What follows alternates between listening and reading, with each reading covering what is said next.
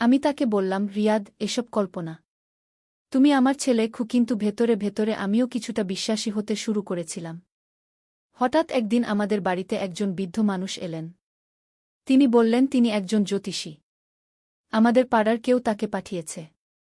জ্যোতিষী আমাদের দেখে বললেন, আপনাদের ঘরে অদ্ভুত একটা শক্তি আছে। আমি বললাম, কি ধরনের শক্তি? তিনি বললেন, পূর্বজন্মের অসমাপ্ত ভালোবাসার শক্তি। তার কথা শুনে আমার রক্ত হিমিয়ে গেল। রিয়াদ খুশি হয়ে বলল, দেখেছেন, আমি ঠিক বলেছি। জ্যোতিষী রিয়াদের হাত দেখে বললেন, আপনি পূর্বজন্মে একজন রাজা ছিলেন। আর আপনার মা ছিলেন আপনার রানী। তারপর তিনি আমার হাত দেখে বললেন, আপনিও এটা অনুভব করছেন, তাই না? আমি কিছু বলতে পারলাম না, কারণ সত্যিই আমি অদ্ভুত কিছু অনুভব করছিলাম।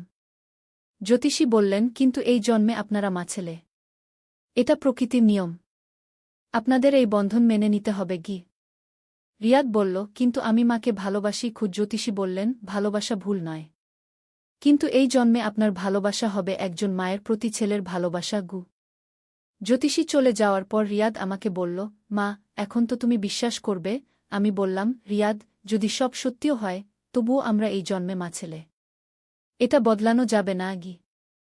সে কাঁদতে কাঁদতে বলল, কিন্তু মা, আমার মন মানছে না। আমি তাকে কোলে নিয়ে বললাম, রিয়াদ, তুমি আমার প্রিয় ছেলে।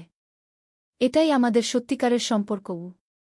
তখন থেকে রিয়াদ আস্তে আস্তে পরিবর্তিত হতে শুরু করল।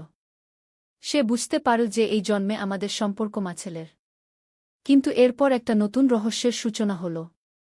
আমি আবিষ্কার করলাম যে আমাদের বাড়ির নিচে একটা গোপন কক্ষ আছে। একদিন মেঝে পরিষ্কার করতে গিয়ে দেখি একটা টাইলস আলগা হয়ে আছে। আমি সেটা সরিয়ে দেখি নিচে একটা সিডি। আমি রিয়াদকে ডাকলাম।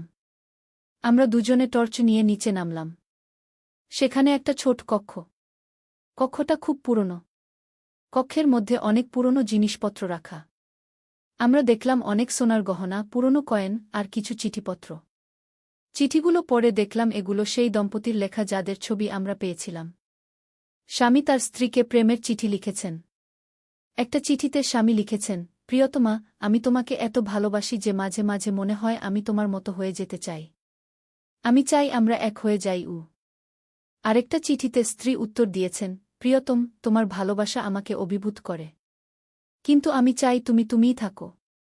আমি তোমাকে পুরুষ হিসেবেই ভালোবাসি। এই চিঠিগুলো পড়ে আমি বুঝলাম যে রিয়াদের আচরণের সাথে কত মিল। সবচেয়ে চমকপ্রদ ব্যাপার হল, আমরা সেখানে একটা ডায়েরি পেলাম। ডায়েরিতে স্বামী লিখেছেন যে তিনি একটা বিশেষ আংটি বানিয়েছেন। সেই আংটি পরলে তার স্ত্রী তাকে আরও বেশি ভালোবাসবেন। আমরা সেই আংটিও খুঁজে পেলাম। খুব সুন্দর সোনার আংটি, তাতে অদ্ভুত নকশা করা। রিয়াদ আংটিটা হাতে নিয়ে বলল, মা, এটা আমার আংটি। আমি বললাম, না, এটা সেই ব্যক্তির আংটি। কিন্তু রিয়াদ বলল, না মা, আমি নিশ্চিত এটা আমার। রিয়াদ আংটিটা পরতে গেল। আমি তাকে বাধা দিলাম, কিন্তু সে শুনল না। আংটি পরার সাথে সাথে একটা অদ্ভুত ঘটনা ঘটল। হঠাৎ রিয়াদের চেহারা পাল্টে গেল। তার চোখ জ্বলজ্বল করতে লাগল। সে আমার দিকে তাকিয়ে বলল, প্রিয়তমা, আমি তোমাকে খুঁজে পেয়েছি। তার কণ্ঠস্বর পাল্টে গেল। সে অন্য কারো মতো কথা বলতে লাগল। আমি ভয় পেয়ে গেলাম। আমি বললাম, রিয়াদ, তুমি ঠিক আছো? সে বলল, আমি রিয়াদ নই। আমি রাজা অর্জুন। আর তুমি আমার রানী প্রিয়া। আমার হাত পা কাঁপতে লাগল। আমি বললাম, আংটিটা খুলে ফেলো। কিন্তু সে বলল, না, এই আংটি আমার। এটা আমাকে আমার প্রিয়তমার কাছে নিয়ে এসেছে। সে আমার হাত ধরতে গেল। আমি পিছিয়ে গেলাম। কিন্তু সে বলল, প্রিয়তমা, তুমি আমাকে ভয় পাচ্ছ কেন? আমি তোমার স্বামী। আমি দৌড়ে উপরে চলে এলাম। রিয়াদ আমার পেছনে আসছিল। আমি দরজা বন্ধ করে দিলাম। রিয়াদ দরজায় ধাক্কা দিয়ে বলল, প্রিয়তমা, দরজা খোলো। আমি তোমার স্বামী। আমি তোমার কোনো ক্ষতি করব না। আমি ভয়ে কাঁপতে লাগলাম। আমি রফিকের অফিসে ফোন করলাম। তিনি তৎক্ষণাৎ বাড়ি চলে এলেন। রফিক এসে রিয়াদকে দেখে অবাক হয়ে গেলেন। রিয়াদ তাকে বলল, তুমি কে? আমার প্রাসাদে কি করছ? রফিক বুঝতে পারলেন রিয়াদের কিছু হয়েছে। তিনি জোর করে রিয়াদের হাত থেকে আংটি খুলে নিলেন। আংটি খোলার সাথে সাথে রিয়াদ অজ্ঞান হয়ে পড়ে গেল। আমরা তাকে হাসপাতালে নিয়ে গেলাম। ডাক্তার পরীক্ষা করে বললেন তার শরীরে কোনো সমস্যা নেই। তবে কিছু একটা শক পেয়েছে গি। রিয়াদ জ্ঞান ফিরে পেলে সে বলল, মা, আমার কি হয়েছিল? আমি বললাম, তুমি আংটি পরেছিলে কি? সে বলল, আমার কিছুই মনে নেই। আমরা বাইর পর একদিন খুব অদ্ভুত একটা ঘটনা ঘটল। রিয়াদ আমার কাছে এসে বলল, মা, আমি একটা স্বপ্ন দেখেছি। আমি বললাম, কি স্বপ্ন? সে বলল, আমি স্বপ্নে দেখলাম আমি একজন রাজকুমারী। আর তুমি একজন রানী গো। আমি বললাম, তারপর? সে বলল, স্বপ্নে আমরা একটা সুন্দর প্রাসাদে থাকি। আমি তোমার সেবা করি। তুমি আমাকে খুব ভালোবাসো। তার কথা শুনে আমার মনে হলো যেন সে একটা কল্পনার জগতে বাস করছে। আমি তাকে বললাম, রিয়াদ, তুমি যদি সত্যিই মনে করো তুমি একজন মেয়ে, তাহলে সেটা আলাদা ব্যাপার। কিন্তু তুমি আমার প্রতি যে ধরনের ভালোবাসার কথা বলছ, সেটা মা-ছেলের সম্পর্কে থাকতে পারে না গি।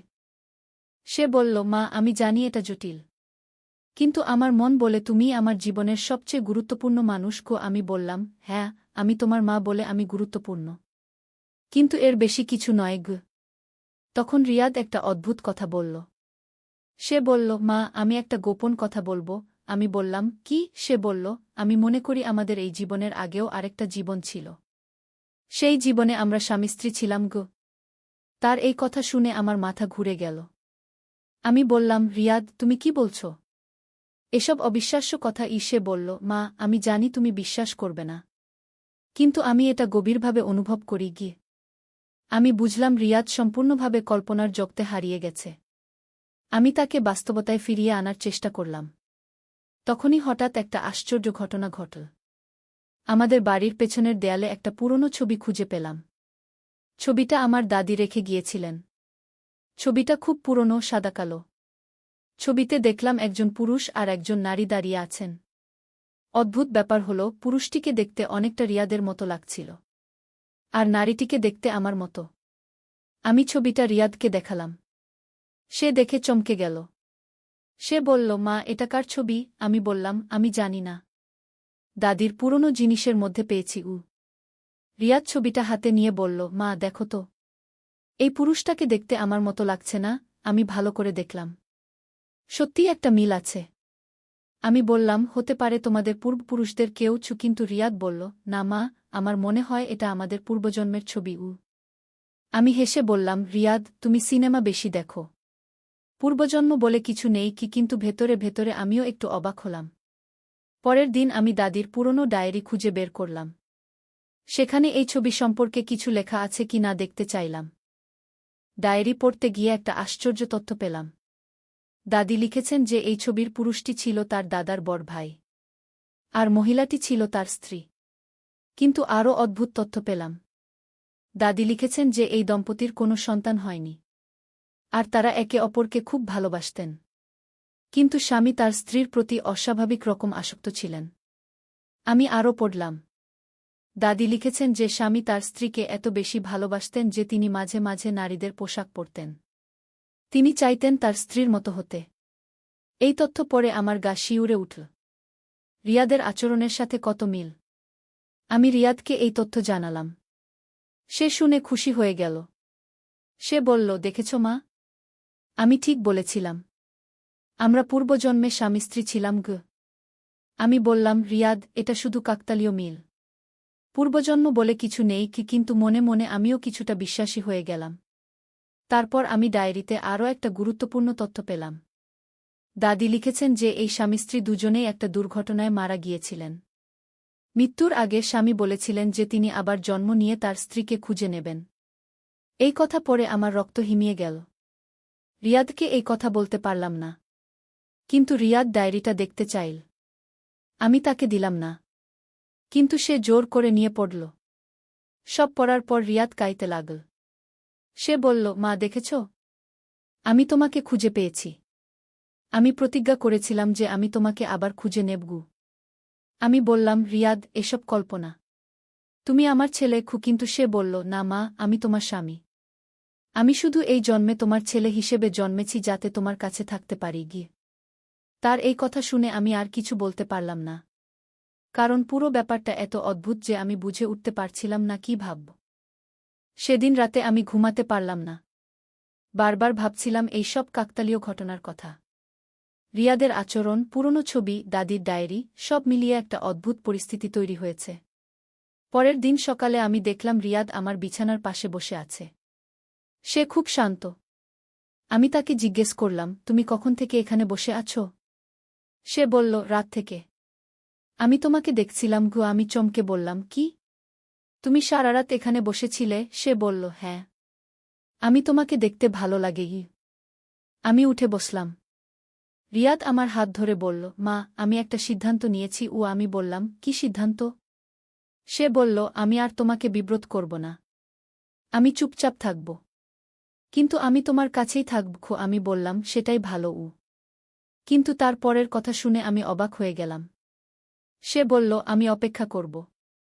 যখন আমাদের এই জীবন শেষ হবে তখন আমরা আবার একসাথে হবগ। আমি বললাম, রিয়াদ, তুমি এসব কি বলছ? সে বলল, মা, আমি জানি তুমি এখন বুঝতে পারছ না। কিন্তু একদিন তুমি সব মনে করবে গ। আমার ভয় হতে লাগল। রিয়াদ কি কোনো খারাপ চিন্তা করছে? আমি তাকে জিজ্ঞেস করলাম, রিয়াদ, তুমি কি কোনো ভুল কাজের কথা ভাবছ? সে বলল, না মা, আমি শুধু অপেক্ষা করব। তখন থেকে রিয়াদ সত্যিই চুপচাপ হয়ে গেল। সে আর আমার শাড়ি পরত না, আর আমার কাছে বিয়ের কথা বলত না। কিন্তু সে সবসময় আমার দিকে এমনভাবে তাকাত যেন আমি তার স্ত্রী। দিন যেতে লাগল। রিয়াদের আচরণ স্বাভাবিক হয়ে এল, কিন্তু তার চোখে একটা অদ্ভুত চাহনি থাকত। একদিন আমি তাকে জিজ্ঞেস করলাম, রিয়াদ, তুমি এখন কেমন অনুভব করছ? সে বলল, ভালো। আমি বুঝেছি যে ভালোবাসার জন্য অপেক্ষা করতে হয় যে। আমি স্বস্তি পেলাম যে সে অবশেষে স্বাভাবিক হয়েছে। কিন্তু আমি জানতাম না যে এটা ছিল শুধু শুরু। তারপরের ঘটনাগুলো আরও রহস্যময় হয়ে উঠল। আমি প্রতিদিন অদ্ভুত স্বপ্ন দেখতে শুরু করলাম। স্বপ্নে দেখতাম আমি একটা পুরনো আমলের সাজে একটা প্রাসাদে থাকি। আর আমার পাশে একজন পুরুষ থাকেন যাকে দেখতে রিয়াদের মতো। স্বপ্নে সেই পুরুষ আমাকে খুব ভালোবাসতেন। আমিও তাকে ভালোবাসতাম। আমরা খুব সুখী ছিলাম। এই স্বপ্নগুলো এত স্পষ্ট যে আমার মনে হতো এগুলো স্বপ্ন নয়, বাস্তব। আমি ভোরবেলা উঠে বিভ্রান্ত হয়ে পড়তাম। একদিন সকালে রিয়াদ আমার কাছে এসে বলল, মা, তুমি কি স্বপ্ন দেখো? আমি চমকে বললাম, কি ধরনের স্বপ্ন? সে বলল, পুরনো আমলের স্বপ্ন। তার কথা শুনে আমার গা ছমছম করে উঠল। আমি বললাম, তুমি কেন এই কথা বলছ? সে বলল, আমিও এরকম স্বপ্ন দেখি। স্বপ্নে আমরা স্বামী স্ত্রী গো। আমি আর কিছু বলতে পারলাম না। কি এমন ঘটছে যে আমরা দুজনেই একই ধরনের স্বপ্ন দেখছি? রিয়াদ বলল, মা, আমি জানি তুমি এখনও বিশ্বাস করছ না। কিন্তু আমাদের মধ্যে একটা অদৃশ্য যোগাযোগ আছে। সিলালাম, রিয়াদ, এগুলো শুধু স্বপ্ন। বাস্তবতা ভিন্ন। সে বলল, মা, কিন্তু স্বপ্নের সব কিছু কত সুন্দর লাগছিল। আমি চাই বাস্তবেও এমনটা হোক গে। হঠাৎ আমার মনে হল রিয়াদের এই অদ্ভুত আচরণের পেছনে হয়তো কোনো গভীর কারণ আছে। হয়তো সে সত্যিই মানসিকভাবে বিকারগ্রস্ত নয়। হয়তো কোনো অন্য কারণ আছে। আমি তাকে জিজ্ঞেস করলাম, রিয়াদ, তুমি কি কখনো অনুভব করেছ যে তুমি ভুল শরীরে জন্মেছ? সে আমার দিকে তাকিয়ে বলল, হ্যাঁ মা, প্রতিদিন। আমি বুঝলাম রিয়াদের সমস্যা হয়তো আরও জটিল। তার হয়তো জেন্ডার ডিসফোরিয়া আছে। কিন্তু তবুও সে আমার প্রতি যে ধরনের অনুভূতি প্রকাশ করছে সেটা ঠিক নয়। আমি তাকে বাদ সকালে বাথরুমে যাওয়ার জন্য তোয়ালে নিতে আলমারি খুললাম। হঠাৎ দেখি আমার লাল শাড়িটা নেই। খুঁজতে খুঁজতে ছেলের ঘরের দরজার সামনে গিয়ে শুনি ভেতর থেকে কোনো শব্দ আসছে। দরজায় টোকা দিলাম। সে ভেতর থেকে বলল, একটু অপেক্ষা করো মা। কিছুক্ষণ পর দরজা খুল। আমি অবাক হয়ে দেখি সে আমার লাল শাড়িটা পরে আছে। তার গায়ে আমার শাড়ি এত সুন্দর লাগছে যে আমি কথা হারিয়ে ফেললাম। সে লজ্জা পেয়ে বলল, মা, আমি শুধু দেখছিলাম। আমি বললাম, কেন পড়লি? সে আমার হাত ধরে তার রুমের আয়নার সামনে নিয়ে গেল। আয়নায় আমাদের প্রতিবিম্ব দেখিয়ে বলল, দেখো মা, আমরা কেমন মানিয়েছি। আমি দেখি আমার শাড়ি পরে সে সত্যিই একজন সুন্দরী মেয়ের মতো লাগছে। সে বলল, মা, আমি চাই এভাবেই তোমার সাথে থাকতে। আমি বললাম, কি বলছিস? সে আমার কোমর জড়িয়ে ধরে বলল, আমি তোমার মতো হতে চাই। তোমার স্ত্রী হতে চাই। তার কথায় আমার মাথা ঘুরছিল। আয়নায় আমাদের দুজনকে দেখে মনে হচ্ছিল দুই বোনের মতো। সে বলল, মা, তুমি আমার এই রূপ পছন্দ করেছ? আমি কিছু বলতে পারলাম না। এই গল্পটি সম্পূর্ণ শুনলে আপনাদের পানি অটোমেটিক বের হয়ে যাবে, সো যত দ্রুত সম্ভব হাতের কাছে টিস্যু নিয়ে বসে পড়ুন। বিছানার চাদর যেন নষ্ট না হয় সেটা সম্পূর্ণ খেয়াল রাখার অনুরোধ জানিয়ে গল্পটি এখন শুরু করব। তার আগে সর্বশেষ অনুরোধ, দয়া করে এমন পানি বের করার গল্প নিয়মিত শুনতে আমাদের চ্যানেলটি সকলেই সাবস্ক্রাইব করুন। ধন্যবাদ। হ্যালো বন্ধুরা, আমার নাম রিমা খান। আমার বয়স ৪৪ বছর। আমার স্বামীর নাম রফিক খান, বয়স ৪৭ বছর। আমাদের ২ সন্তান, রিয়াদ আর শামিয়া। রিয়াদ ২০ বছর বয়সী, বিশ্ববিদ্যালয়ে পড়ে। শামিয়া ১৪ বছর বয়সী, স্কুলে যায়। যখন রিয়াদ আমার শাড়ি পরে আয়নার সামনে দাঁড়িয়ে আমাকে বলল সে আমার স্ত্রী হতে চায়, তখন আমি প্রথমে ভাবলাম সে হয়তো মানসিকভাবে বিপর্যস্ত হয়ে গেছে। কিন্তু তার চোখের দিকে তাকিয়ে বুঝলাম সে একদম সিরিয়াস। আমি তাকে বললাম, রিয়াদ, তুমি কি বলছ? তুমি আমার ছেলে গু। সে বলল, মা, আমি জানি এটা অদ্ভুত শোনাচ্ছে, কিন্তু আমি সত্যিই তোমার মতো হতে চাই। তোমার মতো সুন্দর হতে চাই। এই কথা বলে সে আয়নায় নিজের প্রতিবিম্বের দিকে তাকিয়ে থাকল। আমি দেখলাম সত্যিই আমার শাড়ি পরে সে একজন মেয়ের মতো লাগছে। তার লম্বা চুল শাড়ির সাথে মিলে গিয়ে একটা নিখুঁত চেহারা তৈরি করেছে। আমি তাকে জিজ্ঞেস করলাম, তুমি কতদিন ধরে এসব ভাবছ? সে বলল, অনেক দিন ধরে মা। প্রতিদিন তোমাকে দেখে আমার মনে হয় আমিও তোমার মতো হতে পারলে কতই না ভালো হতো। আমি তাকে বুঝানোর চেষ্টা করলাম যে সে একজন পুরুষ এবং এভাবে চিন্তা করা ঠিক নয়। কিন্তু সে আমার কথা শুনতে চাইল না। বরং সে বলল, মা, আমি জানি তুমি বিব্রত বোধ করছ, কিন্তু দয়া করে একবার ভেবে দেখো। আমি তোমার খুবই কাছের মানুষ। আমি তোমাকে ভালোবাসি। তার কথা শুনে আমার গা ছমছম করে উঠল। আমি বললাম, রিয়াদ, তুমি কি বুঝতে পারছ তুমি কি বলছ? আমি তোমার মা। সে বলল, হ্যাঁ মা, আমি জানি। কিন্তু আমি চাই তুমি আমাকে তোমার জীবনসঙ্গী হিসেবে দেখো। আমি আর কিছু না বলে ঘর থেকে বেরিয়ে এলাম। কিন্তু রিয়াদের কথাগুলো আমার মাথা থেকে যাচ্ছিল না। সে কি সত্যিই আমাকে একজন স্ত্রী হিসেবে দেখতে চায়? এই ভেবে আমার শরীর কাঁপতে লাগল। সেদিন সন্ধ্যায় আমার স্বামী রফিক অফিস থেকে ফিরলেন। আমি তাকে রিয়াদের কথা বলতে গেলাম, কিন্তু পারলাম না। কিভাবে বলব যে আমার ছেলে আমাকে তার স্ত্রী হিসেবে চায়? রাতে খাবার সময় রিয়াদ স্বাভাবিক আচরণ করল, কিন্তু মাঝে মাঝে সে আমার দিকে এমনভাবে তাকাচ্ছিল যেন আমি তার প্রেমিকা। আমি অস্বস্তি বোধ করছিলাম। খাওয়া শেষে সবাই যখন নিজেদের ঘরে চলে গেল, তখন রিয়াদ আমার কাছে এসে বলল, মা, আজ সকালে আমি যা বলেছি সেটা নিয়ে চিন্তা করেছ? আমি বললাম, রিয়াদ, তুমি ভুল পথে যাচ্ছ। এসব ভাবনা তোমার মাথা থেকে বের করে দাও। সে বলল, মা, আমি জানি তুমি প্রথমে বিরক্ত হবে, কিন্তু আমি চাই তুমি আমার অনুভূতি বুঝো। আমি শুধু তোমার ছেলে হয়ে থাকতে চাই না কি? তার কথা শুনে আমি আরও বিব্রত হলাম। পরের দিন সকালে আমি দেখলাম রিয়াদ আবার আমার আরেকটা শাড়ি পরে আছে। এবার সে আমার সাদা শাড়িটা পরেছে। আমি তাকে বললাম, রিয়াদ, তুমি কি পাগল হয়ে গেছ? তোমার বাবা দেখলে কি বলবেন? সে বলল, মা, বাবা তো এখন অফিসে। আর আমি চাই তুমি আমাকে এভাবে দেখো। সে আমার কাছে এসে বলল, মা, আমি কি তোমার মতো সুন্দর লাগছি? তার এই প্রশ্নে আমি কি উত্তর দেব বুঝতে পারলাম না। সত্যি বলতে আমার শাড়ি পরে রিয়াদকে সুন্দরী লাগছিল। তার মুখের গড়ন এমনিতেই নরম, আর শাড়ি পরে সে একজন মেয়ের মতোই দেখাচ্ছিল। কিন্তু আমি এটা মেনে নিতে পারছিলাম না যে আমার ছেলে এভাবে চিন্তা করছে। আমি তাকে বললাম, রিয়াদ, তুমি এভাবে চিন্তা করো কেন? তুমি কি কোনো মেয়ের প্রেমে পড়েছ? তাহলে তার সাথে বিয়ে করো। সে বলল, না মা, আমি কোনো মেয়েকে ভালোবাসি না। আমি শুধু তোমাকে ভালোবাসি। তার এই কথা শুনে আমার মাথায় যেন বজ্রপাত হল। আমি বললাম, রিয়াদ, তুমি জানো না তুমি কি বলছ? আমি তোমার মা। এভাবে ভাবা পাপ। সে বলল, মা, আমি জানি এটা অস্বাভাবিক, কিন্তু আমার মন বলে তুমিই আমার জীবনের একমাত্র নারী। আমি আর কিছু না বলে রান্নাঘরে চলে গেলাম। কিন্তু রিয়াদ আমার পিছু নিল। সে এসে বলল, মা, আমি জানি তুমি রাগ করেছ, কিন্তু আমি চাই তুমি আমার মনের কথা বুঝো। আমি বললাম, রিয়াদ, তুমি এখনই শাড়ি খুলে ফেলো। আর কখনো এভাবে পরবে না।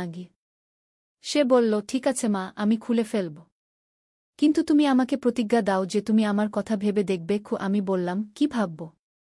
তুমি আমার ছেলে, এভাবে ভাবার কিছু নেই।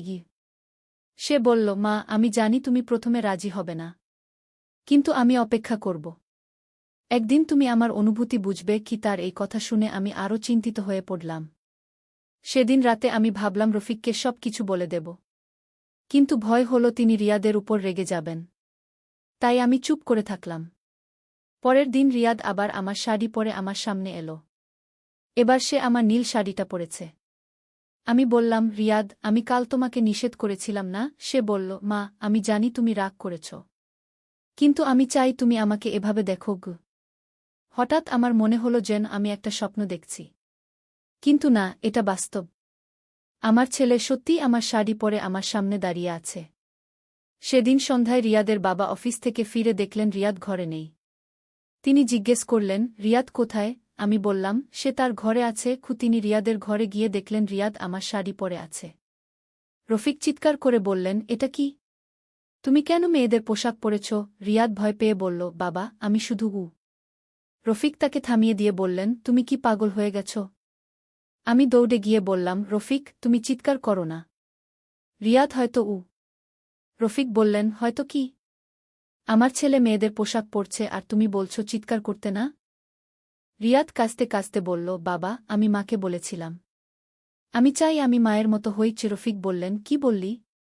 তুমি তোমার মায়ের মতো হতে চাও? তুমি কি জানো তুমি কি বলছ? রিয়াদ বলল, বাবা, আমি মাকে ভালোবাসি। আমি তার মতো হতে চাই। রফিক এই কথা শুনে রেগে গিয়ে রিয়াদকে একটা চড় মারলেন। রিয়াদ মেঝে পড়ে গেল। আমি দৌড়ে গিয়ে রিয়াদকে তুলে ধরলাম। তার চোখে পানি। আমি রফিককে বললাম, তুমি কেন মারলে? সে কি করেছে? রফিক বললেন, সে কি করেছে? সে তোমাকে ভালোবাসে বলছে। এটা কি স্বাভাবিক? আমি বললাম, হয়তো সে বুঝতে পারছে না সে কি বলছে। রফিক বললেন, বুঝতে পারছে না? সে 20 বছর বয়সী। সে জানে সে কি বলছে গু। রিয়াদ উঠে দাঁড়িয়ে বলল, বাবা, আমি সত্যি বলেছি। আমি মাকে ভালোবাসি। আমি তার স্বামী হতে চাই। রফিক এই কথা শুনে আরও রেগে গেলেন। তিনি বললেন, তুমি পাগল হয়ে গেছ। আমি তোমাকে ডাক্তারের কাছে নিয়ে যাব। রিয়াদ বলল, বাবা, আমি পাগল নই। আমি শুধু সত্যি বলেছি। রফিক বললেন, সত্যি? এটা সত্যি? তুমি তোমার মায়ের স্বামী হতে চাও? এটা কি সত্যি? আমি বুঝলাম পরিস্থিতি খারাপ হয়ে যাচ্ছে। আমি রফিককে বললাম, তুমি একটু শান্ত হও। আমরা বসে কথা বলি। কিন্তু রফিক শুনলেন না। তিনি রিয়াদকে বললেন, তুমি এখনই তোমার পোশাক পরো। আর কখনো এভাবে পরবে না গি। রিয়াদ আমার শাড়ি খুলে তার নিজের পোশাক পরল। কিন্তু তার চোখে অভিমানের ছাপ। সে বলল, বাবা, তুমি আমাকে বুঝতে চাইছ না। রফিক বললেন, আমি কি বুঝব? তুমি অস্বাভাবিক কিছু চাইছ গু। রাতে খাবার সময় কেউ কোনো কথা বলল না। রিয়াদ চুপচাপ খেয়ে তার ঘরে চলে গেল। রফিক আমাকে বললেন, রিমা, রিয়াদের মানসিক সমস্যা হয়েছে। আমাদের তাকে ডাক্তার দেখাতে হবে গু। আমি বললাম, হয়তো সে একটু কনফিউজড। বয়স হচ্ছে তো। রফিক বললেন, কনফিউজড? সে বলছে তোমার স্বামী হতে চায়। এটা কনফিউশন? আমি আর কিছু বলতে পারলাম না। কারণ আমি নিজেও বুঝতে পারছিলাম না রিয়াদ কেন এভাবে চিন্তা করছে। পরের দিন সকালে আমি রিয়াদের ঘরে গেলাম। সে বিছানায় শুয়েছিল। আমি তাকে বললাম, রিয়াদ, তুমি কি ঠিক আছো? সে বলল, হ্যাঁ মা, আমি ঠিক আছি। আমি বললাম, গতকাল তোমার বাবা যা বলেছেন সেজন্য দুঃখিত। সে বলল, মা, আমি জানি বাবা রেগে গেছেন। কিন্তু আমি মিথ্যা বলিনি। আমি সত্যিই তোমাকে ভালোবাসি। আমি বললাম, রিয়াদ, তুমি আমাকে মা হিসেবে ভালোবাসো। এটাই স্বাভাবিক। সে বলল, না মা, আমি তোমাকে একজন নারী হিসেবে ভালোবাসি। আমি তোমার সাথে জীবন কাটাতে চাই। তার কথা শুনে আমার বুক কাঁপতে লাগল। আমি তাকে বুঝানোর চেষ্টা করলাম। কিন্তু সে আমার কথা শুনছিল না। বরং সে বলল, মা, আমি জানি তুমি এখন রাজি হবে না। কিন্তু আমি অপেক্ষা করব। একদিন তুমি বুঝবে গি। আমি ভাবলাম হয়তো কিছুদিন পর এই পাগলামি চলে যাবে। কিন্তু দিন যেতে লাগল আর রিয়াদের আচরণ আরও অদ্ভুত হতে লাগল। সে প্রতিদিন আমার শাড়ি পরতে চাইত। আমি তাকে নিষেধ করলে সে কাঁদত। একদিন সে আমাকে বলল, মা, আমি চাই তুমি আমাকে মেয়েদের নাম ডাকো। আমি বললাম, কি বললি? সে বলল, হ্যাঁ মা, আমি চাই তুমি আমাকে রিয়া বলে ডাকো। আমি হতবাক হয়ে গেলাম। আমি বললাম, রিয়াদ, তুমি কি বুঝতে পারছো তুমি কি বলছো? সে বলল, হ্যাঁ মা, আমি বুঝতে পারছি। আমি একজন মেয়ে হতে চাই। এই কথা শুনে আমার মাথা ঝিমঝিম করতে লাগল। আমি বুঝতে পারলাম রিয়াদের সত্যিই মানসিক সমস্যা হয়েছে। সেদিন রাতে আমি রফিককে সব বললাম। রফিক বললেন, আমি বলেছিলাম না? তাকে ডাক্তার দেখাতে হবে। পরের দিন আমরা রিয়াদকে নিয়ে ডাক্তারের কাছে গেলাম। ডাক্তার রিয়াদের সাথে কথা বলার পর আমাদের বললেন, আপনাদের ছেলের জেন্ডার আইডেন্টিটি ডিসঅর্ডার হয়েছে। এটা একটা মানসিক সমস্যা। গিয়ে আমি জিজ্ঞেস করলাম, এর চিকিৎসা আছে? ডাক্তার বললেন, হ্যাঁ, কাউন্সেলিং আর ওষুধ দিয়ে এর চিকিৎসা সম্ভব। আমরা রিয়াদের চিকিৎসা শুরু করলাম। কিন্তু সে কাউন্সেলরের কথা শুনতে চাইত না। বরং সে বলত, আমার কোনো সমস্যা নেই, আমি শুধু আমার মায়ের মতো হতে চাই। দিন যেতে লাগল। রিয়াদের আচরণ আরও অদ্ভুত হতে লাগল। সে প্রতিদিন আমার পিছু নিয়ে ঘুরত। আমি রান্নাঘরে গেলে সে আমার সাহায্য করতে চাইত, কিন্তু তার সাহায্য করার ধরনটা একজন স্বামীর মতো। একদিন সে আমাকে বলল, মা, আমি তোমার জন্য রান্না করব। আমি বললাম, তোমার রান্না করতে জানে? সে বলল, না, কিন্তু আমি শিখব। একজন ভালো স্ত্রী হতে হলে রান্না জানতে হয়। তার এই কথা শুনে আমার গা ছমছম করে উঠল। আমি বললাম, রিয়াদ, তুমি আমার ছেলে, তুমি স্ত্রী নও। সে বলল, মা, আমি জানি তুমি এখনও রাজি হওনি, কিন্তু একদিন তুমি বুঝবে। দিনের পর দিন এভাবে চলতে লাগল। রিয়াদের বাবা রেগে থাকতেন। তিনি বলতেন, এই ছেলেটাকে আমি বাড়ি থেকে বের করে দেব। কিন্তু আমি তাকে থামাতাম। একদিন সকালে আমি দেখলাম রিয়াদ আমার মেকআপের জিনিসপত্র নিয়ে নাড়াচাড়া করছে। আমি তাকে জিজ্ঞেস করলাম, তুমি কি করছো? সে বলল, মা, আমি শিখতে চাই কিভাবে মেকআপ করতে হয়। আমি বললাম, কেন? সে বলল, একজন সুন্দরী স্ত্রী হতে হলে তো মেকআপ জানতে হয়। তার কথা শুনে আমার মাথা রক্ত চলে গেল। আমি চিৎকার করে বললাম, রিয়াদ, তুমি আমার ছেলে, তুমি কোনো স্ত্রী নও। সে কান্নাকাটি করে বলল, মা, কেন তুমি আমাকে বুঝতে চাইছ না? আমি তোমার ভালো একজন স্ত্রী হতে পারব। আমি তাকে চড় মারতে গেলাম, কিন্তু থেমে গেলাম। এ তো আমার ছেলে। সেদিন রাতে আমি আর রফিক অনেক কথা বললাম। রফিক বললেন, রিমা, এভাবে চললে আমাদের পরিবার ভেঙে যাবে, স্বামীয়ার উপরও প্রভাব পড়বে। আমি বললাম, তাহলে কি করব? সে তো আমাদের ছেলে। রফিক বললেন, আমি তাকে দূরে কোথাও পাঠিয়ে দেব, হয়তো সেখানে গিয়ে সে ঠিক হয়ে যাবে।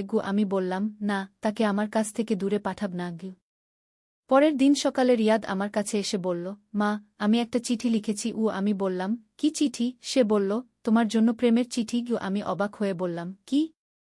সে একটা কাগজ আমার হাতে দিল।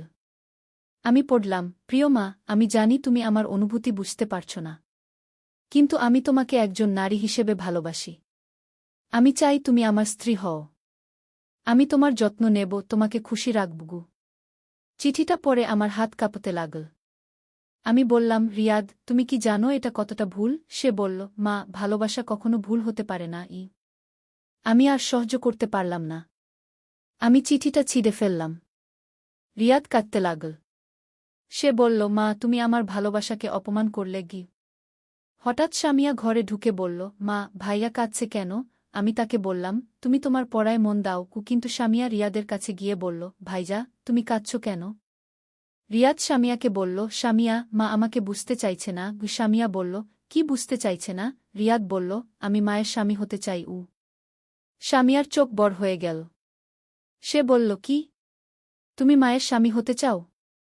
কিন্তু তুমি তো ভাইজা। রিয়াদ বলল, হ্যাঁ, কিন্তু আমি মাকে ভালোবাসি। স্বামীয়া আমার কাছে এসে বলল, মা, ভাইজা কি পাগল হয়ে গেছে? আমি বললাম, স্বামীয়া, তুমি এসব নিয়ে ভেবো না, তুমি পড়তে যাও। কিন্তু স্বামীয়া বলল, মা, ভাইজা বলছে সে তোমার স্বামী হবে। এটা কি সম্ভব? আমি বললাম, না, এটা সম্ভব নয়, তোমার ভাই একটু অসুস্থ। রিয়াদ আমাদের কথা শুনে বলল, আমি অসুস্থ নই, আমি শুধু সত্যি বলেছি। স্বামীয়া বলল, কিন্তু ভাইজা, তুমি তো আমার ভাই, তুমি মায়ের ছেলে, তুমি কিভাবে মায়ের স্বামী হবে? রিয়াদ বলল, স্বামীয়া, তুমি ছোট, তুমি বুঝবে না। স্বামীয়া বলল, আমি ছোট হলেও আমি জানি ভাইবোন মা বাবার সাথে বিয়ে করে না। এই কথাবার্তা শুনে আমি আরও চিন্তিত হয়ে পড়লাম। স্বামীয়ার মনে নানা প্রশ্ন জাগবে। আমি তাকে স্কুলে পাঠিয়ে দিলাম। স্কুল থেকে ফিরে স্বামীয়া আমার কাছে এসে বলল, মা, আমি আমার বন্ধুদের বলেছি ভাইয়ার কথা, তারা বলেছে এটা অসম্ভব। আমি বললাম, হ্যাঁ, এটা অসম্ভব। স্বামীয়া বলল, তাহলে ভাইয়া কেন এভাবে বলছে? আমি বললাম, তোমার ভাইয়ার মানসিক সমস্যা হয়েছে, ডাক্তার তার চিকিৎসা করছেন। রাতে খাবার সময় রফিক রিয়াদকে বললেন, রিয়াদ, তুমি স্বামীয়ার সামনে এসব কথা বলো না, সে ছোট, তার মনে খারাপ প্রভাব পড়বে। রিয়াদ বলল, বাবা, আমি মিথ্যা কিছু বলিনি। রফিক রেগে গিয়ে বললেন, মিথ্যা বলনি? তুমি বলছো তোমার মায়ের স্বামী হবে। এটা কি সত্যি? রিয়াদ বলল, হ্যাঁ বাবা, এটা সত্যি। আমি মাকে ভালোবাসি। রফিক টেবিল চাপটে বললেন, এই ভালোবাসা নয়, এটা পাগলামি। রিয়াদ কাঁদতে কাঁদতে বলল, বাবা, তুমি কেন আমাকে বুঝতে চাইছ না? আমি বললাম, রফিক, তুমি শান্ত হও। খাওয়ার সময় এসব নিয়ে কথা বলো না।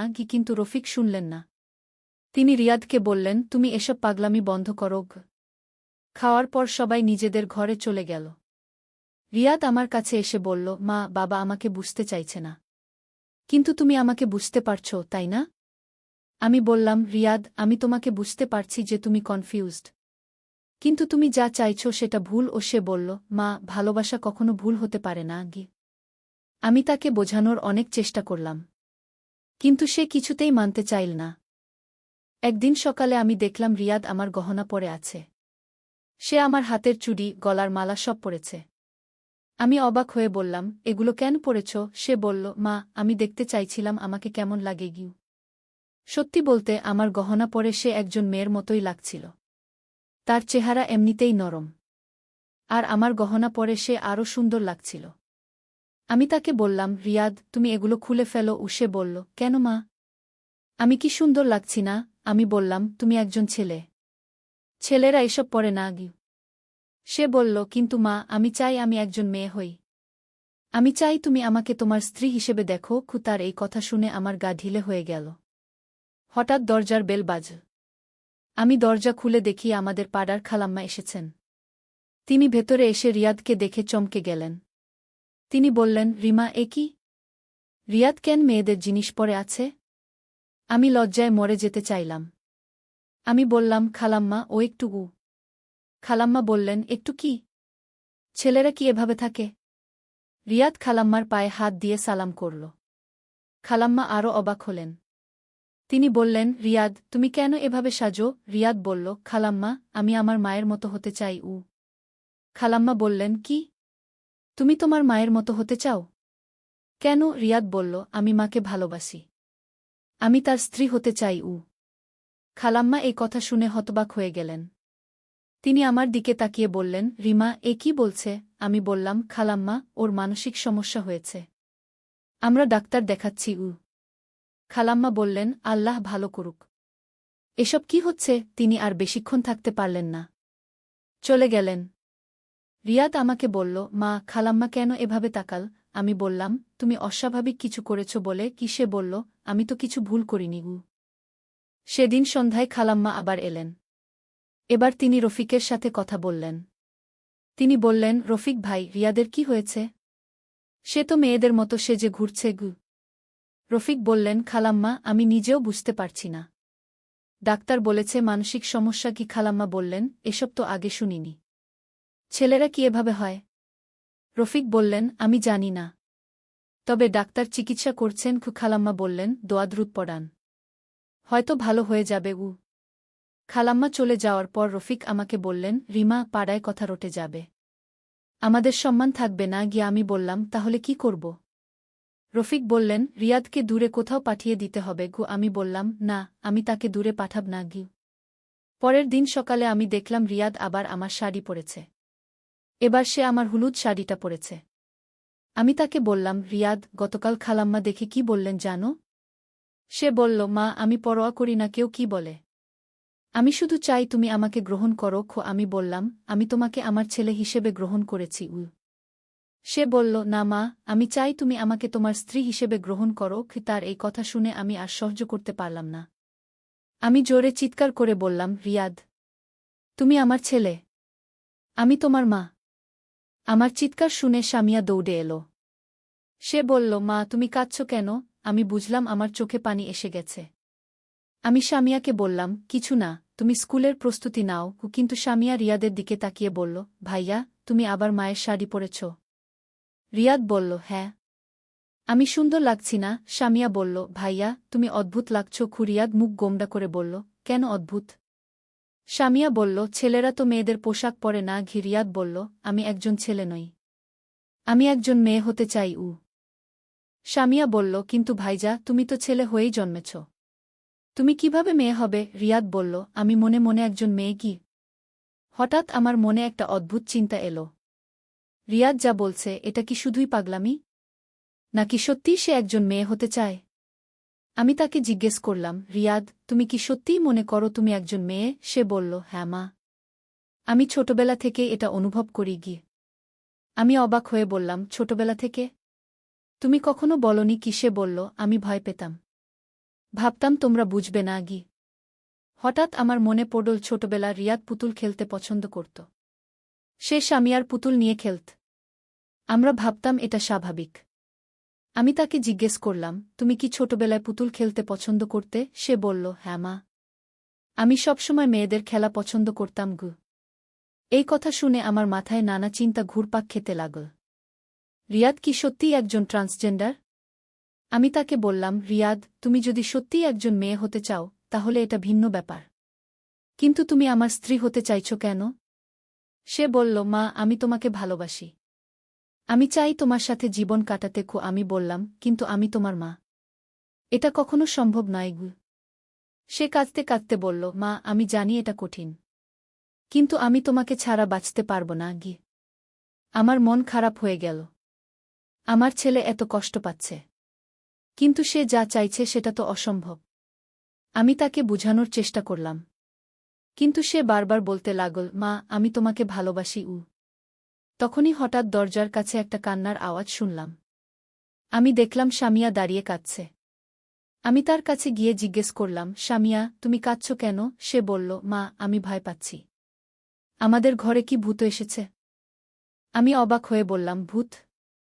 কেন? সে বলল, মা, ভাইজা এভাবে কেন হয়ে গেল? সে তো আগে স্বাভাবিক ছিল। আমি সামিয়াকে কোলে নিয়ে বললাম, সামিয়া, তোমার ভাইয়ার একটু মানসিক সমস্যা হয়েছে। ভূতটুত কিছু নয় গু। সে বলল, মা, ভাইয়া কি আর ঠিক হবে? আমি বললাম, হ্যাঁ, ডাক্তার চিকিৎসা করছেন, সে ঠিক হয়ে যাবে গু। কিন্তু আমি নিজেই জানতাম না রিয়াদ কখনো ঠিক হবে কিনা। একদিন আলী সাহেব সোহেলের অফিসে এলেন। সোহেল তাকে দেখে অবাক হয়ে গেল। স্যার, আপনি এখানে? হ্যাঁ সোহেল, তোমার অফিস একবার দেখতে চাইলাম। খুব সুন্দর হয়েছে গু। আলী সাহেব পুরো অফিস ঘুরে দেখলেন, কর্মচারীদের সাথে কথা বললেন, তারপর সোহেলের রুমে এসে বসলেন। সোহেল, তুমি অনেক দূর এসেছ। মনে আছে 7 বছর আগে তুমি যখন আমার অফিসে প্রথম এসেছিলে চা বানানোর কাজ করতে? হ্যাঁ স্যার, সব মনে আছে। আমি গর্বিত যে আমি তোমাকে একটা সুযোগ দিয়েছিলাম, আর তুমি সেই সুযোগকে কাজে লাগিয়েছ। জানো সফলতার মূল সূত্র কি? কি স্যার? কঠোর পরিশ্রম, সততা আর হাল না ছাড়া। তোমার মধ্যে এই 3টা গুণই আছে গু। সোহেল চোখে জল নিয়ে বলল, আপনি না থাকলে আজ আমি এখানে পৌঁছাতে পারতাম না স্যার। না সোহেল, আমি শুধু একটা দরজা খুলে দিয়েছিলাম, ভেতরে ঢুকে পথ তৈরি করেছ তুমি নিজে গু। আলী সাহেব চলে যাওয়ার আগে বললেন, আমার একটা বড় প্রজেক্ট আছে, একটা 20 ফ্লোর বিজনেস টাওয়ার। আমি চাই তুমি এই প্রজেক্টে আমার সাথে পার্টনার হও। 50-50 রাজি? সোহেল অবাক হয়ে গেল। এত বড় প্রজেক্ট? স্যার, আমার কি যথেষ্ট সামর্থ্য আছে? আছে, আমি বিশ্বাস করি। সোহেল রাজি হয়ে গেল। এটা তার জীবনের সবচেয়ে বড় প্রজেক্ট হবে। 50 অধ্যায়, বড় চ্যালেঞ্জ। 20 ফ্লোর বিজনেস টাওয়ারের কাজ শুরু হল। এটা সোহেলের জীবনের সবচেয়ে বড় চ্যালেঞ্জ। প্রজেক্টের বাজেট প্রায় 10 করোড় টাকা। সোহেলকে 5 করোড় টাকা ইনভেস্ট করতে হবে। সোহেল তার সব সঞ্চয়ে, ব্যাংক লোন আর কিছু ইনভেস্টর থেকে টাকা জোগাড় করল। এটা একটা বিশাল ঝুঁকি। যদি প্রজেক্ট ব্যর্থ হয়, সব শেষ। মিনা চিন্তিত ছিল। সোহেল, এত বড় ঝুঁকি নেওয়া ঠিক হবে? মিনা, জীবনে বড় কিছু করতে হলে ঝুঁকি নিতে হয়। আমি এই সুযোগ হাতছাড়া করতে চাই না গিয়ে। কিন্তু যদি কিছু ভুল হয়? ভুল হবে না। আমি আলী সাহেবের সাথে আছি, উনি আমাকে গাইড করবেন। প্রজেক্ট শুরু হল। প্রথম 6 মাস সব ভালোই চলছিল, কাজ সময়মতো হচ্ছে, বাজেট ঠিক আছে। কিন্তু 7 মাসের মাথায় একটা বড় সমস্যা দেখা দিল।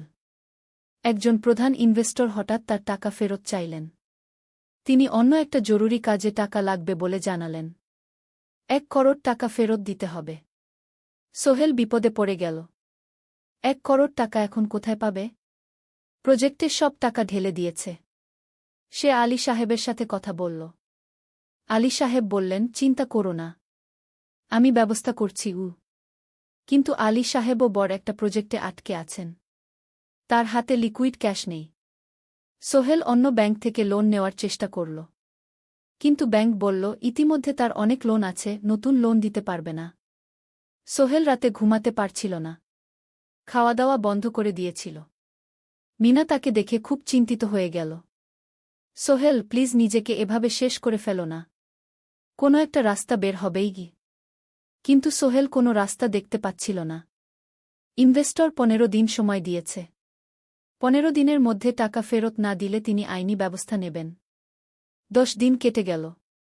সোহেল কোনো সমাধান খুঁজে পেল না। সে প্রায় হাল ছেড়ে দিয়েছিল। 11 দিনের দিন একটা অপ্রত্যাশিত ঘটনা ঘটল। জাহিদ ভাই, সোহেলের পুরনো সহকর্মী, তার অফিসে এলেন। জাহিদ ভাই এখন একটা রিয়েল এস্টেট কোম্পানিতে সিনিয়র ম্যানেজার। সোহেল, আমি তোমার সমস্যার কথা শুনেছি গু। হ্যাঁ ভাই, আমি বিপদে পড়েছি। আমি তোমাকে সাহায্য করতে চাই। আমার কিছু সঞ্চয় আছে, 5 লাখ টাকা। তুমি নাও। সোহেল চোখে জল নিয়ে বলল, ভাই আমি কিছু বলার দরকার নেই। তুমি আমাকে অনেক কিছু শিখিয়েছ। তোমার কাছ থেকে পরিশ্রম আর সততা শিখেছি। এখন আমার পালা তোমাকে সাহায্য করার। জাহিদ ভাই চলে যাওয়ার পর আরও 2 জন এলো। একজন সোহেলের পুরনো ক্লায়েন্ট, আরেকজন তার কর্মচারী। 2 জন মিলে আরও 8 লাখ টাকা দিল। করিম মামা 20 লাখ টাকা ব্যবস্থা করলেন। তার কিছু বন্ধুদের কাছ থেকে ধার করে। মিনা তার সব গয়না বিক্রি করে 10 লাখ টাকা দিল। সবাই মিলে প্রায় 45 লাখ টাকা জোগাড় হল। বাকি 65 লাখ টাকা সোহেল তার অফিসের সব অ্যাসেট বিক্রি করে আর একটা প্রাইভেট ফিন্যান্স কোম্পানি থেকে উচ্চ সুদে লোন নিয়ে ব্যবস্থা করল। ঠিক 14 দিনের দিন সোহেল ইনভেস্টরকে 1 করোড় টাকা ফেরত দিল। ইনভেস্টর টাকা নিয়ে চলে গেলেন। সোহেল তার অফিসে ফিরে এসে চেয়ারে বসে কাঁদল। এত চাপ, এত টেনশন, সব যেন একসাথে বের হয়ে এলো। মিনা এসে তাকে জড়িয়ে ধরল। আমরা পেরেছি সোহেল, আমরা পেরেছি গু। ষোড়শ অধ্যায়, পুনরুদ্ধার। এই ঘটনার পর সোহেল আরও সাবধান হয়ে গেল। সে বুঝল, ব্যবসায় শুধু সাহস নয়, বুদ্ধিও লাগে। ঝুঁকি নিতে হয়, কিন্তু হিসাব করে। প্রজেক্ট চলতে থাকল। এবার সোহেল আরও সতর্কতার সাথে সবকিছু পরিচালনা করল।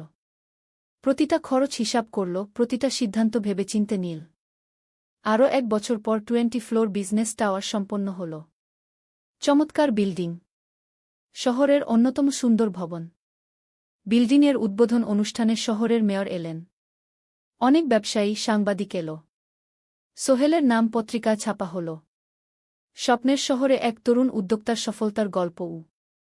প্রজেক্ট থেকে সোহেলের লাভ হল প্রায় 2 করোড় টাকা। এই টাকা দিয়ে সে সব ঋণ শোধ করল। জাহিদ ভাইয়ের টাকা ফেরত দিল। করিম মামার ঋণ শোধ করল। যারা সাহায্য করেছিল সবাইকে টাকা ফেরত দিল। মিনার জন্য নতুন গয়না কিন। আরও সুন্দর।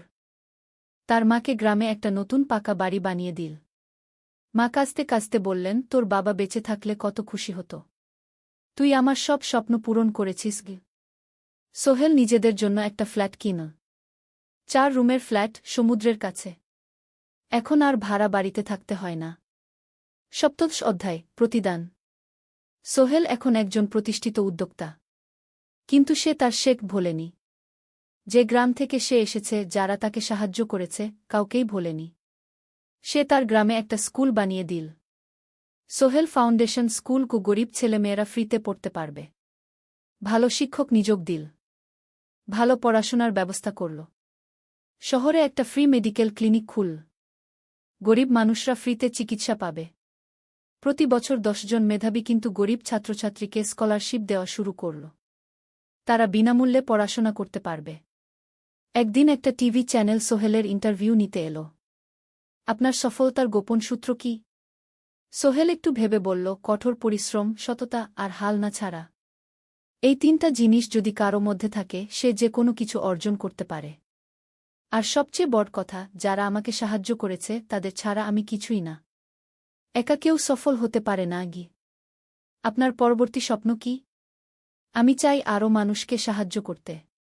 আমার মতো যারা গ্রাম থেকে শহরে আসে তাদের জন্য একটা ট্রেনিং সেন্টার খুলব।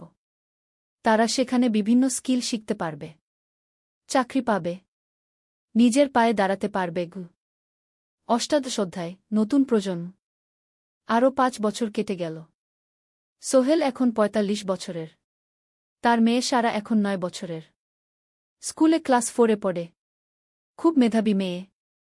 একদিন সারা বাবাকে জিজ্ঞেস করল, বাবা, তুমি কিভাবে এত বড় হলে? আমার বন্ধুরা বলে তুমি একজন সফল মানুষ গো। সোহেল তাকে কোলে নিয়ে বসল। বাবা, তুমি জানো তোমার দাদু ছিলেন একজন স্কুল শিক্ষক। খুব সৎ মানুষ।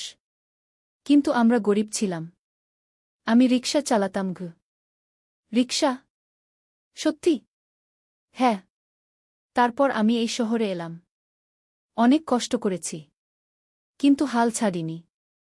মানুষ আমাকে সাহায্য করেছে। আর আমি কঠোর পরিশ্রম করেছি। বাবা, আমিও কি তোমার মতো হতে পারব? অবশ্যই পারবে বাবা। তবে মনে রেখো, সফলতা মানে শুধু টাকা পয়সা না। সফলতা মানে ভালো মানুষ হওয়া, অন্যদের সাহায্য করা, সৎ থাকা। সারা মাথা নাড়ল। আমি ভালো মানুষ হব বাবা। সোহেল তার মেয়েকে জড়িয়ে ধরল। মনে মনে ভাবল তার জীবনের সব কষ্ট সার্থক হয়েছে। মিনা রান্নাঘর থেকে ডাকল, খাবার তৈরি। এসো। সোহেল সারাকে নিয়ে ডাইনিং টেবিলে গেল। ঋতু এসেছে। সে এখন বিয়ে করেছে, তার একটা ছেলে হয়েছে। সোহেলের মা মাঝে মাঝে চট্টগ্রামে বেড়াতে আসেন। আজও এসেছেন। সবাই মিলে খেতে বসল। হাসিগল্পে ভরা পরিবার। সোহেল তাকাল তার মায়ের দিকে, মিনার দিকে, সারার দিকে, ঋতুর দিকে। মনে হল জীবনে আর কি চাই। খাওয়া শেষে সবাই বসে রইল। গল্প করছিল। হঠাৎ সোহেলের ফোন বাজল। অফিস থেকে। একটা জরুরি বিষয়। সোহেল ফোন রেখে দিয়ে মিনাকে বলল, একটা নতুন প্রজেক্টের প্রস্তাব এসেছে। একটা এতিমখানা বানানোর কাজ। সরকারি প্রজেক্ট। তুমি নেবে? অবশ্যই। এটা আমার স্বপ্নের প্রজেক্ট। যেসব বাচ্চাদের বাবা মা নেই তাদের জন্য একটা সুন্দর জায়গা। মিনা হাসল। তুমি কখনো বদলাও না। এখনো অন্যদের কথা ভাবো। এটাই তো জীবন মিনা। শুধু নিজের জন্য বাঁচলে কি হবে? 49 অধ্যায়, উত্তরাধিকার। 10 বছর আরও কেটে গেল। সোহেল এখন 55 বছরের। তার চুলে পাক ধরেছে। কিন্তু শক্তি এখনো আগের মতোই। সারা এখন 19 বছরের। সে বিশ্ববিদ্যালয়ে ইঞ্জিনিয়ারিং পড়ছে। সে চায় বাবার মতো কনস্ট্রাকশন ইন্ডাস্ট্রিতে কাজ করতে। একদিন সারা বাবাকে বলল, বাবা, আমি তোমার কোম্পানিতে কাজ করতে চাই। এখনো তো তোর পড়াশোনা বাকি। জানি। কিন্তু আমি এখন থেকেই শিখতে চাই। ছুটির দিনে তোমার সাথে সাইটে যেতে চাই। দেখতে চাই কিভাবে কাজ হয়। সোহেল খুশি হয়ে গেল। তার মেয়ে তার পথ অনুসরণ করতে চায়। ঠিক আছে। কিন্তু শর্ত হলো, তোকে সবকিছু নিজ থেকে শিখতে হবে। কোনো স্পেশাল ট্রিটমেন্ট পাবি না। আমি তো তাই চাই বাবাগু। সারা তার বাবার সাথে কাজ শিখতে শুরু করল। সে দেখল কিভাবে শ্রমিকরা কাজ করে, কিভাবে ম্যাটেরিয়াল বাছাই করতে হয়, কিভাবে একটা প্রজেক্ট ম্যানেজ করতে হয়। সোহেল তাকে কোনো সহজ পথ দিল না। সারাকেও সবার মতো কষ্ট করতে হল। সাইটে রোদে দাঁড়িয়ে থাকতে হল। শ্রমিকদের সাথে কথা বলতে হল। কিন্তু সারা হাল ছাড়ল না। সে তার বাবার মেয়ে। পরিশ্রম করতে জানে। 3 বছর পর সারা গ্রাজুয়েট হল। সে সোহেলের কোম্পানিতে জুনিয়র প্রজেক্ট ম্যানেজার হিসেবে যোগ দিল। সোহেল ধীরে ধীরে সারাকে বড় দায়িত্ব দিতে শুরু করল। সারা তার বাবার মতোই সৎ, পরিশ্রমী। 20 অধ্যায়, সমাপ্তি নয়, নতুন শুরু। আরও 5 বছর পর। সোহেল এখন 60 বছরের। সে সিদ্ধান্ত নিল, এবার অবসর নেওয়ার সময় এসেছে। কোম্পানির দায়িত্ব সারাকে দেবে। একটা অনুষ্ঠান করা হল। সোহেল আনুষ্ঠানিকভাবে কোম্পানির চেয়ারম্যান পদ থেকে অবসর নিল। সারা হল নতুন ম্যানেজিং ডিরেক্টর।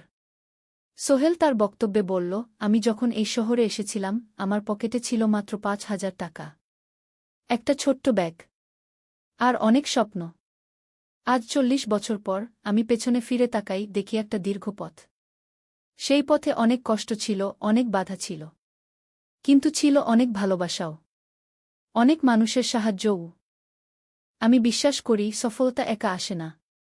এটা আসে অনেক মানুষের সমর্থন, ভালোবাসা আর বিশ্বাস নিয়ে। আমি যা কিছু অর্জন করেছি তা আমার একার না। এটা আমার পরিবারের, আমার কর্মচারীদের, আমার বন্ধুদের, সবার। আজ আমি আমার মেয়ে সারার হাতে এই দায়িত্ব তুলে দিচ্ছি। আমি জানি সে আমার চেয়ে ভালো করবে। কারণ সে শিখেছে আমার ভুল থেকে, আমার অভিজ্ঞতা থেকে। অনুষ্ঠান শেষ হল। সবাই চলে গেল। সোহেল আর মিনা অফিসে একা দাঁড়িয়ে রইল। মিনা, মনে আছে আমরা প্রথম কখন দেখা হয়েছিলাম? হ্যাঁ, তোমার সেই ছোট্ট মুদি দোকানে। তুমি বিস্কুট কিনতে এসেছিলে। কে ভেবেছিল সেই দিন থেকে আমাদের এই পর্যস্বপ্নের শহর। প্রথম অধ্যায়, যাত্রা শুরু। সকাল ৭টা বেজে গেছে। ঢাকার কমলাপুর রেলস্টেশনে মানুষের ভিড়। চারদিকে চা বিস্কুট বিক্রেতাদের চিৎকার, ট্রেনের হর্ন আর যাত্রীদের কোলাহল। এই বিশাল ভিড়ের মধ্যে একটা ছোট্ট ব্যাগ হাতে দাঁড়িয়ে আছে সোহেল। বয়স মাত্র ২২। গায়ের রং শ্যামলা, চোখে স্বপ্নের ঝিলিক। ভাইজা, চট্টগ্রামের টিকিট আছে? সোহেল টিকিট কাউন্টারের সামনে দাঁড়িয়ে জিজ্ঞেস করল। আছে। ৩০ টাকা। কাউন্টারের লোকটা উত্তর দিল। সোহেল তার পকেট থেকে টাকা বের করল। মোট ৫,০০০ টাকা। এই টাকা সে জমিয়েছে গত ৩ বছরে রিকশা চালিয়ে। তার স্বপ্ন ছিল চট্টগ্রাম গিয়ে একটা ভালো চাকরি পাওয়া। গ্রামে আর থাকতে চায় না সে। বাবা মারা গেছেন ১০ বছর আগে। মা আর ছোট বোন ঋতুকে নিয়ে সংসার চালাচ্ছিল রিকশা চালিয়ে। কিন্তু এভাবে তো আর সারা জীবন চলবে না। টিকিট কেটে সোহেল প্ল্যাটফর্মে এল। ট্রেন ছাড়বে আর মাত্র ১৫ মিনিট পরে। সে একটা বেঞ্চে বসে পড়ল। ব্যাগটা বুকের কাছে চেপে ধরল। এই ব্যাগে আছে তার সব সম্পদ, কিছু কাপড়, একটা ছোট্ট ফটো ফ্রেমে বাবা মায়ের ছবি, আর কিছু টাকা। কোথায় যাচ্ছেন? পাশে বসা একজন বয়স্ক মানুষ জিজ্ঞেস করলেন। চট্টগ্রাম কাকা। চাকরি খুঁজতে যাচ্ছি। কে? সোহেল বিনয়ের সাথে উত্তর দিল। ভালো। তবে শহরে সাবধানে থাকবেন। শহর মানে অনেক সুযোগ, কিন্তু অনেক ফাঁদও আছে। বয়স্ক লোকটা বললেন। সোহেল মাথা নাড়ল। সে জানে শহরের জীবন সহজ না। কিন্তু তার কোনো বিকল্প নেই। গ্রামে রিকশা চালিয়ে মাসে ৩,৫০০ টাকা আয় হতো। তার মধ্যে সংসার চালাতে হতো, বোনের স্কুলের খরচ দিতে হতো, মায়ের ওষুধের খরচ দিতে হতো। কিছুই বাঁচত না। আর এই জীবন থেকে বেরোনোর একটাই পথ, শহরে গিয়ে ভালো কাজ খুঁজে নেওয়া। সোহেল মনে মনে ভাবল তার বাবার কথা। বাবা ছিলেন একজন স্কুল শিক্ষক। খুব সৎ মানুষ ছিলেন। সবসময় বলতেন, সোহেল, তুই লেখাপড়া শিখে বড় মানুষ হবি। আমাদের পরিবারে আর কেউ বড় চাকরি করেনি। তুই করবি। কিন্তু বাবা যখন মারা গেলেন তখন সোহেল মাত্র এসএসসি পরীক্ষা দিয়েছে। ফলাফল ভালো হয়েছিল, জিপিএ অর্ধচতু। কিন্তু বাবার মৃত্যুর পর আর পড়া হল না। পরিবারের দায়িত্ব নিতে হল। ট্রেন ছাড়ল। সোহেল জানালার পাশে বসে বাইরে তাকাল। ধানক্ষেত, নদী, ছোট ছোট গ্রাম, সব পেছনে ফেলে ট্রেন এগিয়ে চল। সোহেলের মনে হল সে যেন তার পুরনো জীবনটাকেও পেছনে ফেলে আসছে। ট্রেনে একজন হকার এসে চা বিক্রি করছিল। সোহেল একটা চা কিনল। ১০ টাকা। চা খেতে খেতে সে ভাবছিল, চট্টগ্রাম পৌঁছে কি হবে? করিম মামা তাকে সাহায্য করবেন তো? চাকরি পাওয়া যাবে তো? করিম মামা আসলে সোহেলের খুব দূর সম্পর্কের মামা। সোহেলের দাদির বোনের ছেলে। অনেক বছর আগে গ্রাম ছেড়ে চট্টগ্রামে চলে গিয়েছিলেন। সেখানে একটা কনস্ট্রাকশন কোম্পানিতে কাজ করেন। বছরে একবার দুবার গ্রামে আসতেন। গত বছর যখন এসেছিলেন তখন সোহেলের মাকে বলেছিলেন, সোহেলকে চট্টগ্রাম পাঠান। আমি একটা কাজের ব্যবস্থা করে দেব। সেই কথাতেই ভরসা করে সোহেল আজ এই যাত্রা। দ্বিতীয় অধ্যায়, নতুন শহর। চট্টগ্রাম পৌঁছাতে প্রায় ৬ ঘণ্টা লেগে গেল। দুপুর ১টা বাজে। সোহেল স্টেশন থেকে বের হয়ে শহরের রাস্তায় দাঁড়াল। কি বিশাল শহর! এত গাড়ি, এত মানুষ। চারদিকে উঁচু উঁচু বিল্ডিং, দোকানপাট, মানুষের ভিড়। সোহেল কিছুক্ষণ দাঁড়িয়ে থাকল, সব কিছু দেখতে দেখতে। তার মনে হচ্ছিল সে যেন অন্য কোনো পৃথিবীতে এসে পড়েছে। তার পকেটে একটা ছোট্ট কাগজ আছে। সেখানে লেখা একটা ঠিকানা, করিম মিয়া, বাড়ি নং 23, রোড নং 5, আগ্রাবাদ, চট্টগ্রামকে। সোহেল একটা রিকশা ডাকল। কত নেবেন আগ্রাবাদ যেতে? 50 টাকা গু। সোহেল রিকশায় উঠল। রাস্তার দুধারে দোকান, মার্কেট, অফিস, সব কিছু দেখতে দেখতে সে অবাক হয়ে গেল। এত বড় শহর, এত কিছু! গ্রামের সেই ছোট্ট বাজারের সাথে কোনো তুলনাই হয় না। প্রায় আধা ঘণ্টা পর রিকশা একটা পুরনো বাড়ির সামনে থামল। 3 তলা বাড়ি, কিন্তু রং উঠে গেছে। সিঁড়ি দিয়ে উঠে 3য় তলায় করিম মামার ফ্ল্যাটে নক করল। দরজা খুলল এক মধ্যবয়সী মহিলা। কে? আসসালামু আলাইকুম আপা। আমি সোহেল। নোয়াখালীর গ্রাম থেকে এসেছি। করিম মামা বাড়িতে আছেন? মহিলা তাকে মাথা থেকে পা পর্যন্ত দেখল। করিম তো অফিসে গেছে। তুমি কে? কোথা থেকে এসেছ? সোহেল সব খুলে বলল। মহিলা তাকে ভেতরে ঢুকতে দিল। বসো। করিম সন্ধ্যায় ফিরবে গু। ফ্ল্যাটটা ছোট। 2টো রুম, একটা ছোট্ট রান্নাঘর আর একটা বাথরুম। কিন্তু সোহেলের কাছে খুব সুন্দর লাগল। গ্রামের সেই টিনের ঘরের চেয়ে তো অনেক ভালো। মহিলা তার নাম জানাল সালমা। করিম মামার স্ত্রী। তাদের 2টো ছেলে, একজন ক্লাস 8-এ পড়ে, আরেকজন ক্লাস 5-এ। খেয়েছ? সালমা আপা জিজ্ঞেস করল। না আপা গু। অপেক্ষা করো। ভাত আছে, মাছ আছে। খাও। সোহেল প্রথমে রাজি হতে চাইল না, কিন্তু খুব খিদে পেয়েছিল। সকাল থেকে শুধু একটা চা আর বিস্কুট খেয়েছে। খাওয়া দাওয়ার পর সোহেল বসে রইল। সালমা আপা তাকে গল্প করতে লাগল। তোমার মা কেমন আছেন? তোমার বোন? ভালো আছে আপা। মার একটু গেটে বাত আছে। ওষুধ খাচ্ছেন। বোন স্কুলে পড়ে কু। তুমি কি করতে চাও এখানে? চাকরি খুঁজছি আপা। যে কোনো কাজ করব। বাসায় মা আর বোনকে টাকা পাঠাতে হবে। সালমা আপা মাথা নাড়ল। করিম তোমার জন্য কিছু একটা করবে। সে ভালো মানুষ গ। সারাদিন অপেক্ষা করু সোহেল। সন্ধ্যা 6টায় করিম মামা ফিরলেন। 50-এর কাছাকাছি বয়স, কালো রঙের প্যান্ট শার্ট পরা, হাতে একটা ব্যাগ। আরে সোহেল, কবে এলি? করিম মামা খুশি হয়ে বললেন। আজ সকালে মামা গু। করিম মামা তাকে জড়িয়ে ধরলেন। অনেকদিন পর দেখলাম। কেমন আছিস? ভালো আছি মামা গি। ভালো করেছিস এসে। এখানে অনেক সুযোগ আছে। তোর জন্য একটা কাজের ব্যবস্থা করে দেব। তবে প্রথমে কয়েকদিন এখানে থাক। শহরটা একটু চিনে নে। তারপর কাজে যোগ দিবি। সোহেলের মনে আসার আলো জ্বল। সে ভাবল হয়তো তার ভাগ্য এবার পাল্টাবে। 3য় অধ্যায়, প্রথম চাকরি।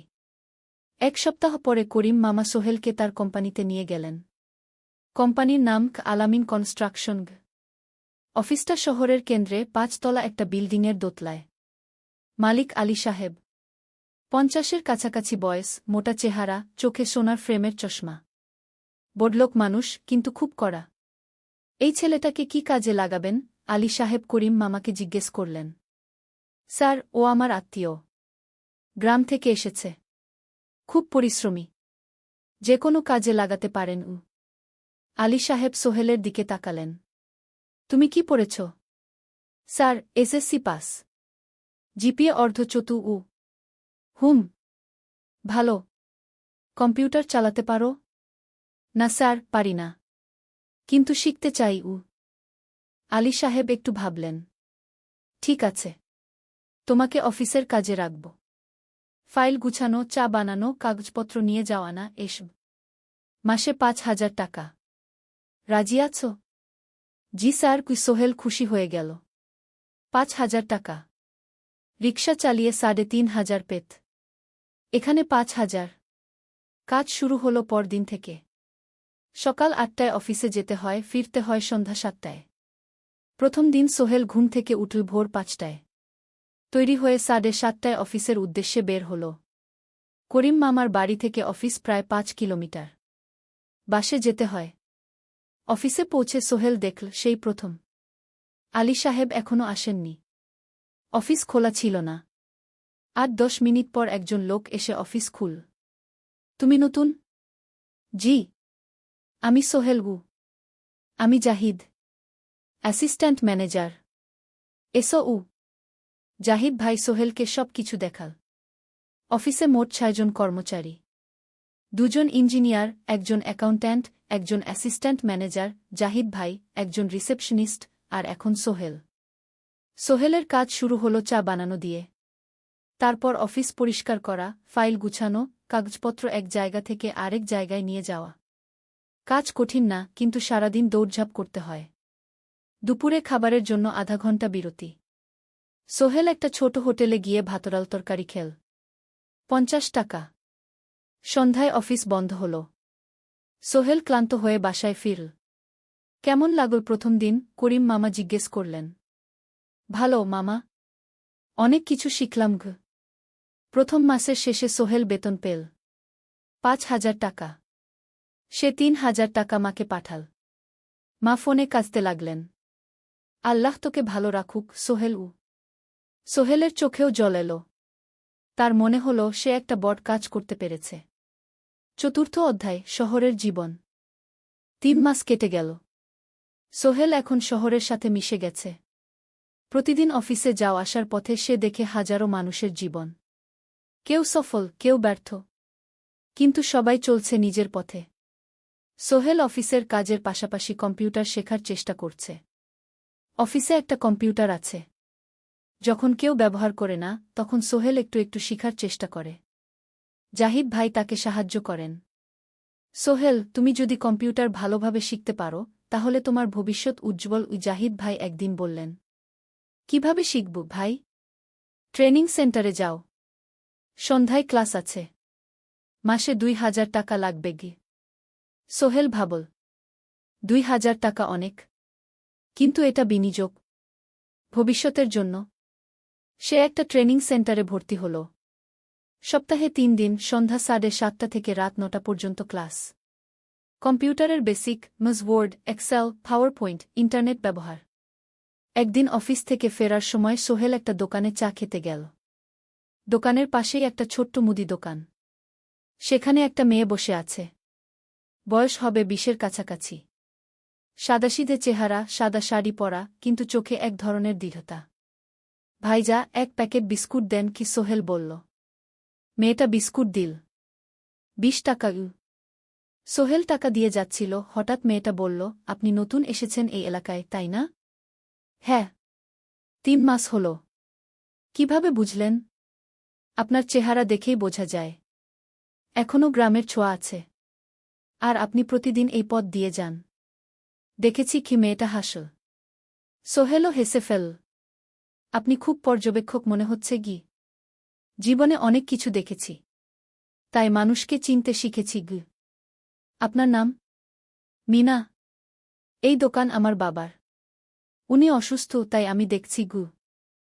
সেদিন থেকে সোহেল প্রায়ই সেই দোকানে যেতে শুরু করল। মিনার সাথে গল্প করত। ধীরে ধীরে তাদের মধ্যে একটা বন্ধুত্ব তৈরি হল। মিনাও তার জীবনের গল্প বলল। মিনার মা মারা গেছেন যখন সে মাত্র ৭ বছরের। বাবা আব্দুল হামিদ একা হাতে মিনাকে বড় করেছেন। মুদি দোকান দিয়ে সংসার চালান। মিনা কলেজে পড়ে, অনার্স সেকেন্ড ইয়ার। সকালে কলেজে যায়, দুপুরে ফিরে এসে দোকান সামলায়। বাবার হার্টের সমস্যা আছে, তাই ভারী কাজ করতে পারেন না। তোমার স্বপ্ন কি? একদিন সোহেল জিজ্ঞেস করল। গ্র্যাজুয়েশন শেষ করে একটা ভালো চাকরি করব। তারপর বাবাকে ভালো চিকিৎসা করাব। তুমি? আমিও চাকরি করে পরিবারকে ভালোভাবে দেখভাল করতে চাই। মা আর বোনকে নিয়ে শহরে আনব একদিন গু। দুজনেই নিজেদের স্বপ্নের কথা বলতে গিয়ে বুঝল তাদের স্বপ্ন অনেকটা একই রকম। পঞ্চম অধ্যায়, বিপদ। ৬ মাস কেটে গেল। সোহেল এখন আলী সাহেবের খুব প্রিয় কর্মচারী। সে শুধু চা বিস্কুট দেওয়ার কাজই করে না, এখন কম্পিউটারেও কিছু কাজ শিখেছে। ছোটখাটো টাইপিং, ডেটা এন্ট্রি, এসব করতে পারে। আলী সাহেব খুশি হয়ে তার বেতন বাড়িয়ে ৮,০০০ টাকা করে দিয়েছেন। একদিন রাতে সোহেল অফিস থেকে ফিরছিল। সেদিন একটু দেরি হয়ে গেছে। রাত প্রায় ৯টা। সাধারণত সোহেল সন্ধ্যা ৭:৩০টায় ফিরে। কিন্তু সেদিন অফিসে একটা জরুরি কাজ ছিল। বাস থেকে নেমে সোহেল বাড়ির দিকে হাঁটছিল। হঠাৎ একটা অন্ধকার গলিতে ৩ জন লোক তাকে ঘিরে ধরল। তাদের চেহারা দেখেই বোঝা যাচ্ছিল ভালো উদ্দেশ্য নিয়ে আসেনি। টাকা দে, তাড়াতাড়ি, একজন বলল। তার হাতে একটা ছুরি। সোহেল ভয় পেয়ে গেল। ভাই, আমার কাছে খুব কম টাকা আছে গি। যা আছে দে, তাড়াতাড়ি করো। সোহেল কাঁপতে কাঁপতে তার পকেট থেকে ৫ টাকা বের করে দিল। এই টাকা দিয়ে সে বাজার করবে ভেবেছিল। কিন্তু ছিনতাইকারীরা সন্তুষ্ট হল না। শুধু ৫ টাকা? তোর ব্যাগে কি আছে? তারা সোহেলের ব্যাগ কেড়ে নিল। ব্যাগে ছিল তার মোবাইল, কম্পিউটার ট্রেনিং সেন্টারের সার্টিফিকেট আর কিছু গুরুত্বপূর্ণ কাগজপত্র। না ভাই, ব্যাগটা ফেরত দেন। ওতে আমার জরুরি জিনিস আছে। মোবাইল নিয়ে নেন, কিন্তু ব্যাগটা দেন গু। কিন্তু ওরা শুনল না। একজন সোহেলকে জোরে ধাক্কা দিল। সোহেল পড়ে গেল। মাথা রাস্তার কংক্রিটে ধাক্কা লেগে গেল। রক্ত বের হল। ৩ জন দৌড়ে পালিয়ে গেল। কিছুক্ষণ সোহেল অজ্ঞান হয়ে পড়ে রইল। তারপর ধীরে ধীরে জ্ঞান ফিরল। মাথায় প্রচণ্ড ব্যথা। সে উঠে দাঁড়ানোর চেষ্টা করল, কিন্তু মাথা ঘুরছিল। কোনোমতে একটা দেয়াল ধরে দাঁড়াল। একজন পথচারী তাকে দেখে থামল। কি হয়েছে ভাই? ছিনতাই হয়েছে গি? এসো, আমি তোমাকে হাসপাতালে নিয়ে যাই। কিন্তু সোহেল রাজি হল না। না, ঠিক আছি, বাড়ি যেতে পারব। সে কোনোমতে করিম মামার বাড়িতে পৌঁছাল। দরজা খুলেই সালমা আপা চিৎকার করে উঠলেন। ও আল্লাহ! কি হয়েছে? করিম মামা দৌড়ে এলেন। সোহেলকে ভেতরে নিয়ে গেলেন। তার মাথায় জল ঢেলে রক্ত পরিষ্কার করলেন। ক্ষতটা বেশ গভীর। হাসপাতালে যেতে হবে কি? করিম মামা বললেন। তারা একটা অটোরিকশা নিয়ে নিকটস্থ হাসপাতালে গেলেন। ডাক্তার সোহেলের মাথায় ৩টা সেলাই দিলেন। বলল, ১ সপ্তাহ বিশ্রাম নিতে হবে। কোনো ভারী কাজ করা যাবে না। হাসপাতাল থেকে ফিরে সোহেল শুয়ে রইল। তার মনে হচ্ছিল সবকিছু শেষ হয়ে গেছে। মোবাইল চলে গেছে, গুরুত্বপূর্ণ কাগজপত্র চলে গেছে। এখন ১ সপ্তাহ অফিস করতে পারবে না। পরদিন সকালে করিম মামা আলী সাহেবকে ফোন করে সব জানালেন। আলী সাহেব বললেন, ঠিক আছে, সোহেল ভালো হয়ে এলে আসবে, চিন্তার কিছু নেই গি। মিনা যখন এই খবর শুনল, সে সন্ধ্যায় সোহেলকে দেখতে এলো করিম মামার বাড়িতে। সাথে এনেছিল কিছু ফল। কি হয়েছিল? মিনা চিন্তিত গলায় জিজ্ঞেস করল। সোহেল সব বলল। মিনা রেগে গেল। এই শহরে এখন অনেক অপরাধ বেড়ে গেছে। পুলিশ কিছু করে না। তুমি পুলিশে রিপোর্ট করেছ? না। লাভ নেই। তবুও করা উচিত। তোমার মোবাইলটা হয়তো খুঁজে পাওয়া যাবে গি। করিম মামা সোহেলকে নিয়ে পুলিশ স্টেশনে গেলেন। জেনারেল ডায়েরি করলেন। কিন্তু পুলিশ খুব একটা আশা দিল না। দেখি কিছু করা যায় কিনা গু। সোহেল বুঝল মোবাইল আর ফিরবে না। সেই ১ সপ্তাহ সোহেলের জীবনের সবচেয়ে কঠিন সময় ছিল। সে শুধু শারীরিকভাবেই ক্ষতিগ্রস্ত হয়নি, মানসিকভাবেও ভেঙে পড়েছিল। প্রতিরাতে দুঃস্বপ্ন দেখত। সেই ৩ জন ছিনতাইকারীর মুখ ভুলতে পারছিল না। মিনা প্রায় প্রতিদিন আসত। তাকে সাহস দিত। তুমি হাল ছেড়ো না সোহেল। জীবনে এরকম খারাপ সময় আসে, কিন্তু এটা কাটিয়ে ওঠাই হলো আসল বীরত্ব। সোহেলের মা গ্রাম থেকে ফোন করতেন, করিম মামার মোবাইল থেকে। তুই ভালো আছিস তো? সোহেল মাকে সব সত্যি বলেনি। শুধু বলেছে, হ্যাঁ মা, ভালো আছি। একটু জ্বর হয়েছিল। এখন ভালো। ১ সপ্তাহ পর সোহেল আবার অফিসে গেল। আলী সাহেব তাকে দেখে খুশি হলেন। কেমন আছো? ভালো আছি স্যার। ঠিক আছে, তবে প্রথম কয়েকদিন হালকা কাজ করবে গু। সোহেল আবার কাজে মন দিল। কিন্তু একটা জিনিস তাকে খুব কষ্ট দিচ্ছিল, তার মোবাইল নেই। মায়ের সাথে কথা বলতে পারছে না নিয়মিত। করিম মামার মোবাইল চাইতে সংকোচ লাগে। একদিন জাহিদ ভাই তাকে ডাকলেন। সোহেল, আমার একটা পুরনো মোবাইল আছে, তুমি ব্যবহার করো? না ভাই, আমি নাও, আমার কাজে লাগছে না, তুমি রাখো গু। সোহেল কৃতজ্ঞতায় প্রায় কেঁদে ফেল। ধন্যবাদ ভাই। মোবাইল পেয়ে সোহেল প্রথমেই মাকে ফোন করল। মা খুব খুশি হলেন। এতদিন ফোন করিসনি কেন? মা, মোবাইলটা নষ্ট হয়ে গিয়েছিল। নতুন নিয়েছি। মায়ের গলায় স্বস্তি ফুটে উঠল। ষষ্ঠ অধ্যায়, নতুন সুযোগ। আরও 3 মাস কেটে গেল। সোহেল পুরোপুরি সুস্থ হয়ে গেছে। তার জীবন আবার স্বাভাবিক হয়ে এসেছে। সে এখন কম্পিউটার ট্রেনিং শেষ করেছে। সার্টিফিকেট পেয়েছে। কিন্তু একটা ঘটনা তার জীবনে বড় পরিবর্তন নিয়ে এল। একদিন সকালে আলী সাহেব তাকে ডাকলেন। সোহেল, বসো। সোহেল বসল। মনে একটু ভয় লাগছিল। আলী সাহেব কি তাকে বকবেন? সোহেল, তুমি তো এখন কম্পিউটার চালাতে পারো? জি স্যার, একটু একটু শিখেছি। ভালো। আমি তোমার কাজ দেখছি। তুমি খুব পরিশ্রমী। আর সৎ। আমাদের কোম্পানিতে এরকম মানুষের দরকার। সোহেল কিছু বুঝতে পারছিল না। আমি তোমাকে একটা সুযোগ দিতে চাই। আমাদের কোম্পানি একটা ট্রেনিং প্রোগ্রাম চালু করছে নতুন কর্মচারীদের জন্য। 6 মাসের কোর্স। কম্পিউটার অ্যাকাউন্টিং, ভবন নির্মাণের হিসাব নিকাশ, প্রজেক্ট ম্যানেজমেন্ট সব শিখবে। কোম্পানি সব খরচ দেবে। ট্রেনিংয়ের সময় তোমার বেতনও চলবে। রাজি আছো? সোহেল বিশ্বাস করতে পারছিল না। স্যার, সত্যি? আমাকে এত বড় সুযোগ দিচ্ছেন? হ্যাঁ। তুমি ভালো ছেলে। পরিশ্রমী। আমি তোমাকে এগিয়ে দিতে চাই। ভবিষ্যতে তুমি এই কোম্পানির একজন গুরুত্বপূর্ণ কর্মচারী হবে। সোহেল কৃতজ্ঞতায় প্রায় কেঁদে ফেল। ধন্যবাদ স্যার। আমি কঠোর পরিশ্রম করব। আমি জানি। সেদিন সন্ধ্যায় সোহেল মিনার দোকানে গেল। মিনাকে খবরটা দিল। মিনা খুব খুশি হল। তার চোখে জল এসে গেল। তুমি পারবে সোহেল। আমি জানি। সোহেল তার মা আর বোনকেও ফোন করে খবরটা দিল। মা কাঁদতে লাগলেন। তোর বাবা বেঁচে থাকলে কত খুশি হতো। ট্রেনিং শুরু হলো পরের মাস থেকে। প্রতিদিন সকালে 3 ঘন্টা ক্লাস, তারপর বাকি সময় অফিসের কাজ। ক্লাসে 5 জন নতুন কর্মচারী। সবাই তরুণ, উৎসাহী। শিক্ষক ছিলেন একজন অভিজ্ঞ ইঞ্জিনিয়ার। নাম রহিম স্যার। তিনি খুব ভালোভাবে সব কিছু বুঝাতেন। কম্পিউটার অ্যাকাউন্টিং, এক্সেলে জটিল ক্যালকুলেশন, প্রজেক্টের বাজেট তৈরি, সময় ব্যবস্থাপনা সব। সোহেল পুরো মনোযোগ দিয়ে শিখতে লাগল। সন্ধ্যায় বাড়ি ফিরে প্র্যাকটিস করত। করিম মামার ছেলের কাছ থেকে একটা ল্যাপটপ ধার নিত কখনো কখনো। 6 মাস পরে ট্রেনিং শেষ হল। সবাই সার্টিফিকেট পেল। আলী সাহেব একটা অনুষ্ঠান করলেন। সোহেল সেরা পারফর্মার হিসেবে একটা বিশেষ পুরস্কার পেল, 5,000 টাকা বোনাস।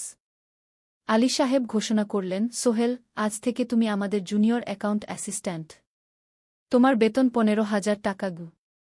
সোহেল অবাক হয়ে গেল। 8,000 থেকে 15,000। প্রায় দ্বিগুণ। সেদিন রাতে সোহেল ঘুমাতেই পারল না। খুশিতে, উত্তেজনায় তার চোখে ঘুম নেই।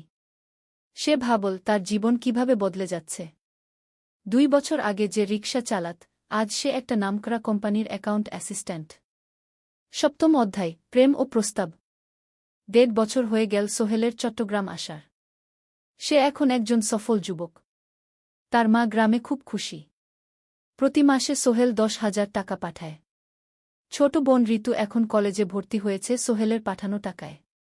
মায়ের চিকিৎসাও ভালোভাবে হচ্ছে। মিনার সাথে সোহেলের সম্পর্ক এখন আর শুধু বন্ধুত্ব নয়। দুজন দুজনকে ভালোবাসে। কিন্তু কেউ কাউকে সরাসরি বলার সাহস পায়নি। প্রতিদিন দেখা হয়, গল্প হয়, কিন্তু সেই একটা কথা বলা হয়ে ওঠে না। একদিন শুক্রবার ছুটির দিন। সোহেল মিনাকে বলল, আজ কি একটু ঘুরতে যাবে? কোথায়? পতেঙ্গা বিচ। তুমি কি কখনো গেছ? না। কিন্তু আমার দোকান। শুক্রবার। তোমার বাবা সামলাবে। মিনা রাজি হয়ে গেল। দুপুরে দুজনে বাস নিয়ে পতেঙ্গা গেল। সমুদ্র দেখে মিনা অবাক হয়ে গেল। কি সুন্দর। দুজনে বালিতে বসল। ঢেউয়ের শব্দ শুনতে শুনতে গল্প করছিল। হঠাৎ সোহেল বলল, মিনা, তোমার সাথে কিছু বলার ছিল। বলো। সোহেল একটা লম্বা শ্বাস নিল। তুমি জানো, আমি তোমাকে ভালোবাসি। মিনা হাসল। তার চোখ ভিজে গেল। জানি। আমিও তোমাকে ভালোবাসি সোহেল। সোহেল অবাক হয়ে গেল। সত্যি? হ্যাঁ। অনেকদিন ধরেই জানি তুমি আমার জীবনে এসে সব কিছু বদলে দিয়েছ। তোমার সাথে থাকলে আমার মনে হয় আমি যে কোনো কিছু করতে পারব। দুজনে কিছুক্ষণ চুপ করে বসে রইল। সমুদ্রের ঢেউ এসে পায়ে লাগছিল। সূর্য পশ্চিমে ঢলে পড়ছে। আকাশ লালকুমলা হয়ে গেছে। কিন্তু আমার বাবার সাথে কথা বলতে হবে কি? মিনা বলল। আমি তৈরি। যখন বলবে তখন বলবো। পরের সপ্তাহে সোহেল মিনার বাবার সাথে কথা বলল। আব্দুল হামিদ সাহেব প্রথমে একটু দ্বিধা করলেন। তুমি কোনো পরিবারের ছেলে? তোমার বাবা কি করতেন? সোহেল সব সত্যি বলল। তার বাবা ছিলেন স্কুল শিক্ষক। মারা গেছেন 10 বছর আগে। মা গ্রামে থাকেন। ছোট বোন কলেজে পড়ে। তুমি নিজে কি করো? আমি আলামিন কনস্ট্রাকশন কোম্পানিতে জুনিয়র অ্যাকাউন্ট অ্যাসিস্ট্যান্ট। মাসে 15,000 টাকা বেতন। আব্দুল হামিদ সাহেব ভাবলেন।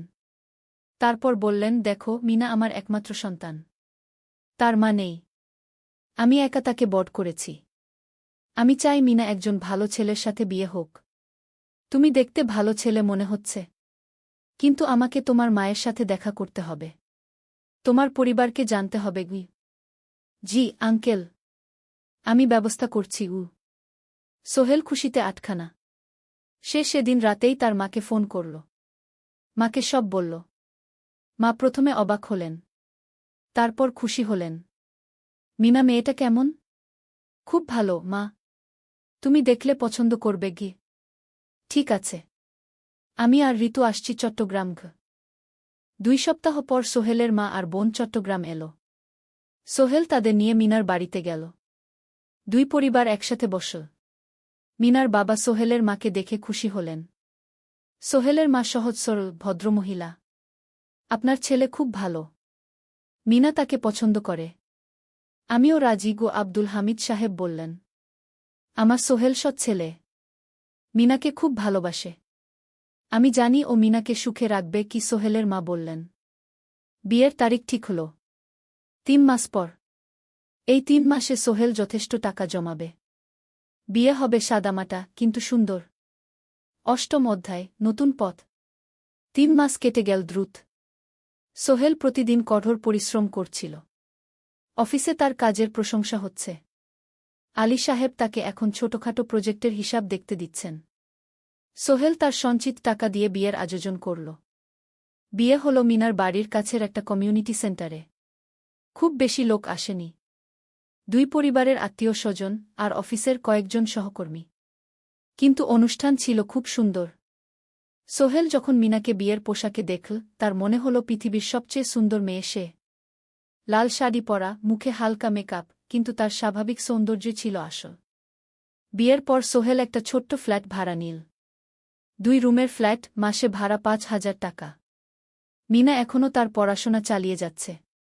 আরও 1 বছর বাকি গ্র্যাজুয়েশন শেষ হতে। সোহেলের মা আর বোন গ্রামে ফিরে গেল। মা বলে গেলেন, সোহেল, মিনাকে ভালো রাখিস।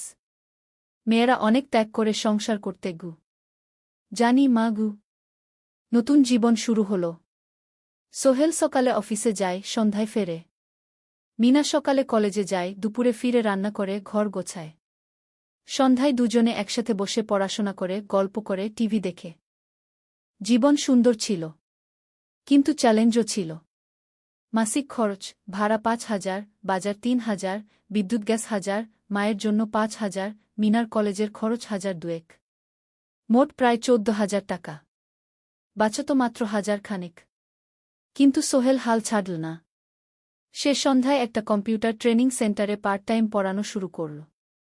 সপ্তাহে 3 দিন 2 ঘন্টা করে। এতে মাসে আরও 3,000 টাকা আসতে লাগল। মিনাও বসে থাকল না। সে বাড়িতে বসে কয়েকজন স্কুলের ছাত্রছাত্রীকে টিউশন পড়াতে শুরু করল। মাসে 2,000 টাকা আয়। এভাবে কেটে গেল 6 মাস। দুজন মিলে পরিবার চালাচ্ছে, স্বপ্ন দেখছে। একদিন সোহেল বলল, মিনা, আমি একটা নতুন স্বপ্ন দেখছি। কি? আমি নিজে একটা ছোট্ট কনস্ট্রাকশন কোম্পানি খুলতে চাই।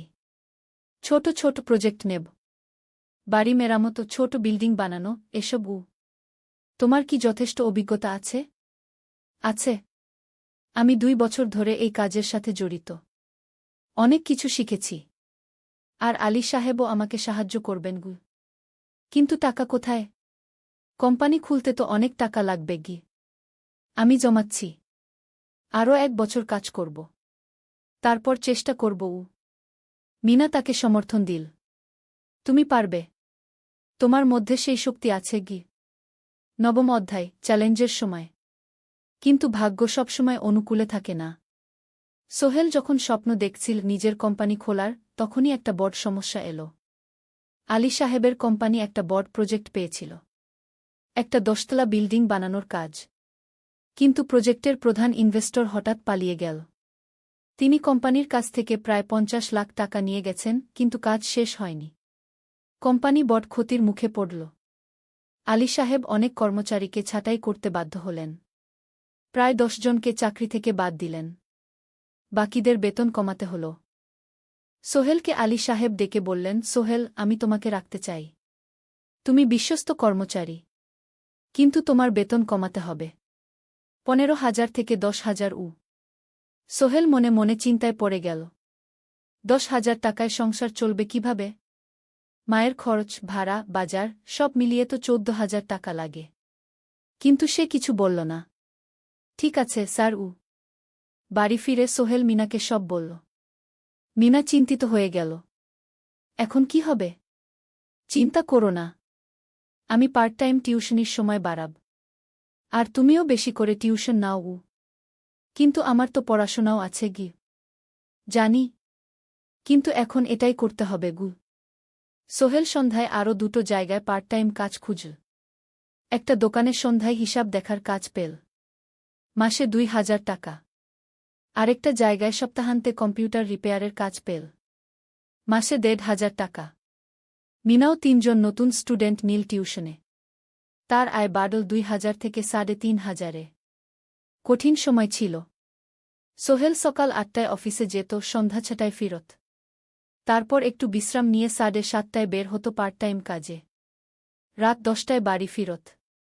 রবি-সোমবার কম্পিউটার রিপেয়ারের কাজ। মিনাও সকালে কলেজে যেত, দুপুরে ফিরে রান্না করত, তারপর বিকেলে টিউশন পড়াত। রাতে খাওয়া দাওয়ার পর পড়াশোনা করত।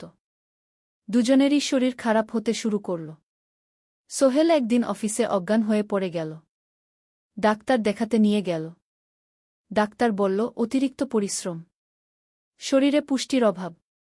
ঠিকমতো খাচ্ছেন না মনে হচ্ছে গি। সত্যি কথা, খরচ বাঁচাতে সোহেল আর মিনা অনেক সময় কম খেত। মাংস মাছ কিনত সপ্তাহে 1 দিন। বাকি সময় শাকসবজি, ডাল। মিনা সোহেলকে বলল, আর নয় সোহেল। তুমি এভাবে নিজেকে শেষ করে ফেলছ। আমার পড়াশোনা বন্ধ করে দিই। আমি ফুল টাইম চাকরি করি গি। না, সোহেল জোর দিয়ে বলল। তোমার পড়াশোনা বন্ধ হবে না। আরও মাত্র 6 মাস বাকি। তুমি গ্রাজুয়েট হবেই গি। কিন্তু তুমি আমি ঠিক হয়ে যাব। চিন্তা করো না গে। কিন্তু পরিস্থিতি আরও খারাপ হলো যখন সোহেলের মায়ের অসুখ হল। হার্টের সমস্যা। হাসপাতালে ভর্তি করতে হল। খরচ 50,000 টাকা। সোহেলের হাতে এত টাকা কোথায়? সে করিম মামার কাছে ধার চাইল। করিম মামা 20,000 টাকা দিলেন। বাকি 30,000 টাকা সোহেল একটা এনজিও থেকে ঋণ নিল। সুদের হার মাসে 2%। মায়ের চিকিৎসা হল। তিনি সুস্থ হয়ে গেলেন। কিন্তু সোহেল এখন ঋণের বোঝায় পড়ে গেল। প্রতি মাসে 3,000 টাকা করে কিস্তি দিতে হবে। সেই রাতে সোহেল আর মিনা বিছানায় শুয়ে কথা বলছিল। সোহেল বলল, মিনা, আমি মনে হয় ভুল করেছি। শহরে এসে বিয়ে করে তোমাকে কষ্টে ফেলেছি গু। মিনা তার হাত ধরল। না সোহেল, তুমি ভুল করনি। জীবনে এরকম খারাপ সময় আসে। কিন্তু এটা কাটিয়ে ওঠাই হলো আসল শক্তি। আমরা একসাথে আছি। একসাথে থাকব। সব কিছু ঠিক হয়ে যাবে। মিনার কথায় সোহেল একটু সাহস পেল। হ্যাঁ, হাল ছাড়া যাবে না।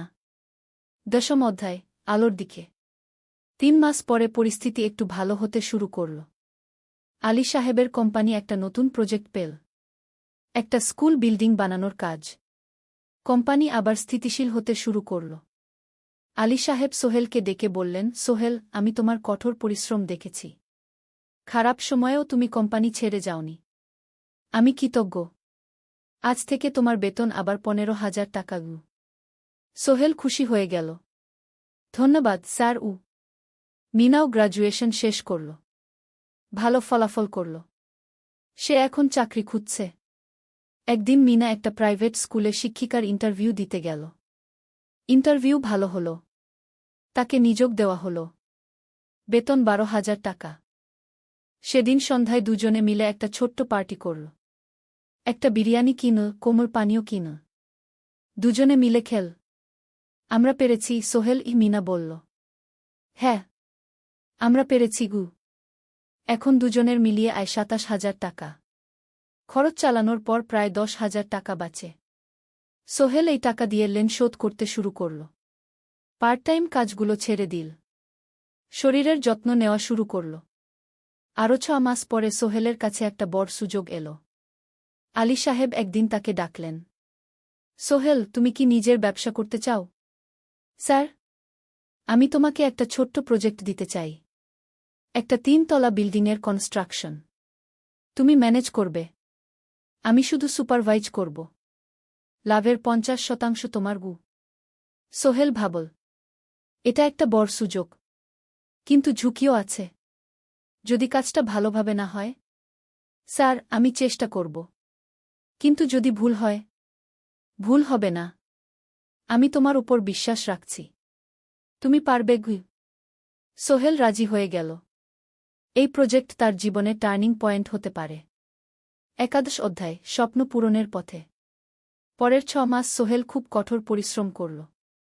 প্রজেক্টটা ম্যানেজ করা সহজ ছিল না। শ্রমিক নিযোগ, ম্যাটেরিয়াল কেনা, কাজের তদারকি, সময়মতো কাজ শেষ করা, সব দায়িত্ব তার। প্রথম 2 মাস খুব চাপের মধ্যে গেল।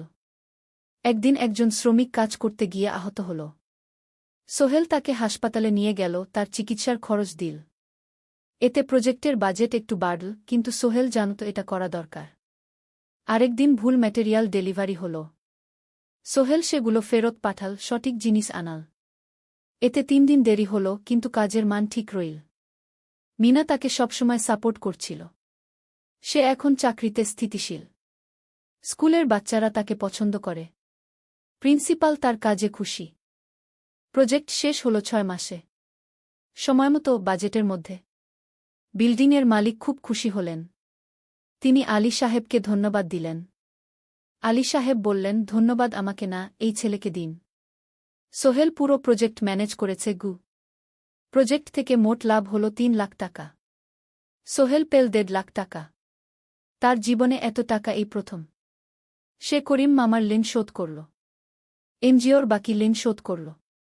তারপর তার মাকে 50,000 টাকা পাঠাল। মা দিয়ে গ্রামের বাড়িটা একটু মেরামত করাল, বোন ঋতুর জন্য একটা ল্যাপটপ কিনল। বাকি টাকা দিয়ে সোহেল একটা ব্যাংক অ্যাকাউন্টে জমা রাখল। ভবিষ্যতের জন্য। আলী সাহেব সোহেলকে আরও 2টো প্রজেক্ট দিলেন। এবার একটু বড়। সোহেল আত্মবিশ্বাসের সাথে সেগুলোও শেষ করল। 2 বছর পরে সোহেল সিদ্ধান্ত নিল, এবার নিজের কোম্পানি খোলার সময় এসেছে। 10 অধ্যায়, নতুন শুরু। সোহেল তার সব জমানো টাকা দিয়ে একটা ছোট্ট অফিস ভাড়া নিল। 2 রুমের অফিস। একটা রুমে কাজের জায়গা, আরেকটায় ছোট্ট মিটিং রুম। অফিসের সামনে একটা বোর্ড লাগাল, Sohel construction and development. Mina তাকে সাহায্য করছিল। সে অফিসের অ্যাকাউন্টস দেখত সন্ধ্যায় স্কুল থেকে ফিরে। দুজন মিলে একটা টিম। প্রথমে ছোট ছোট কাজ নিল।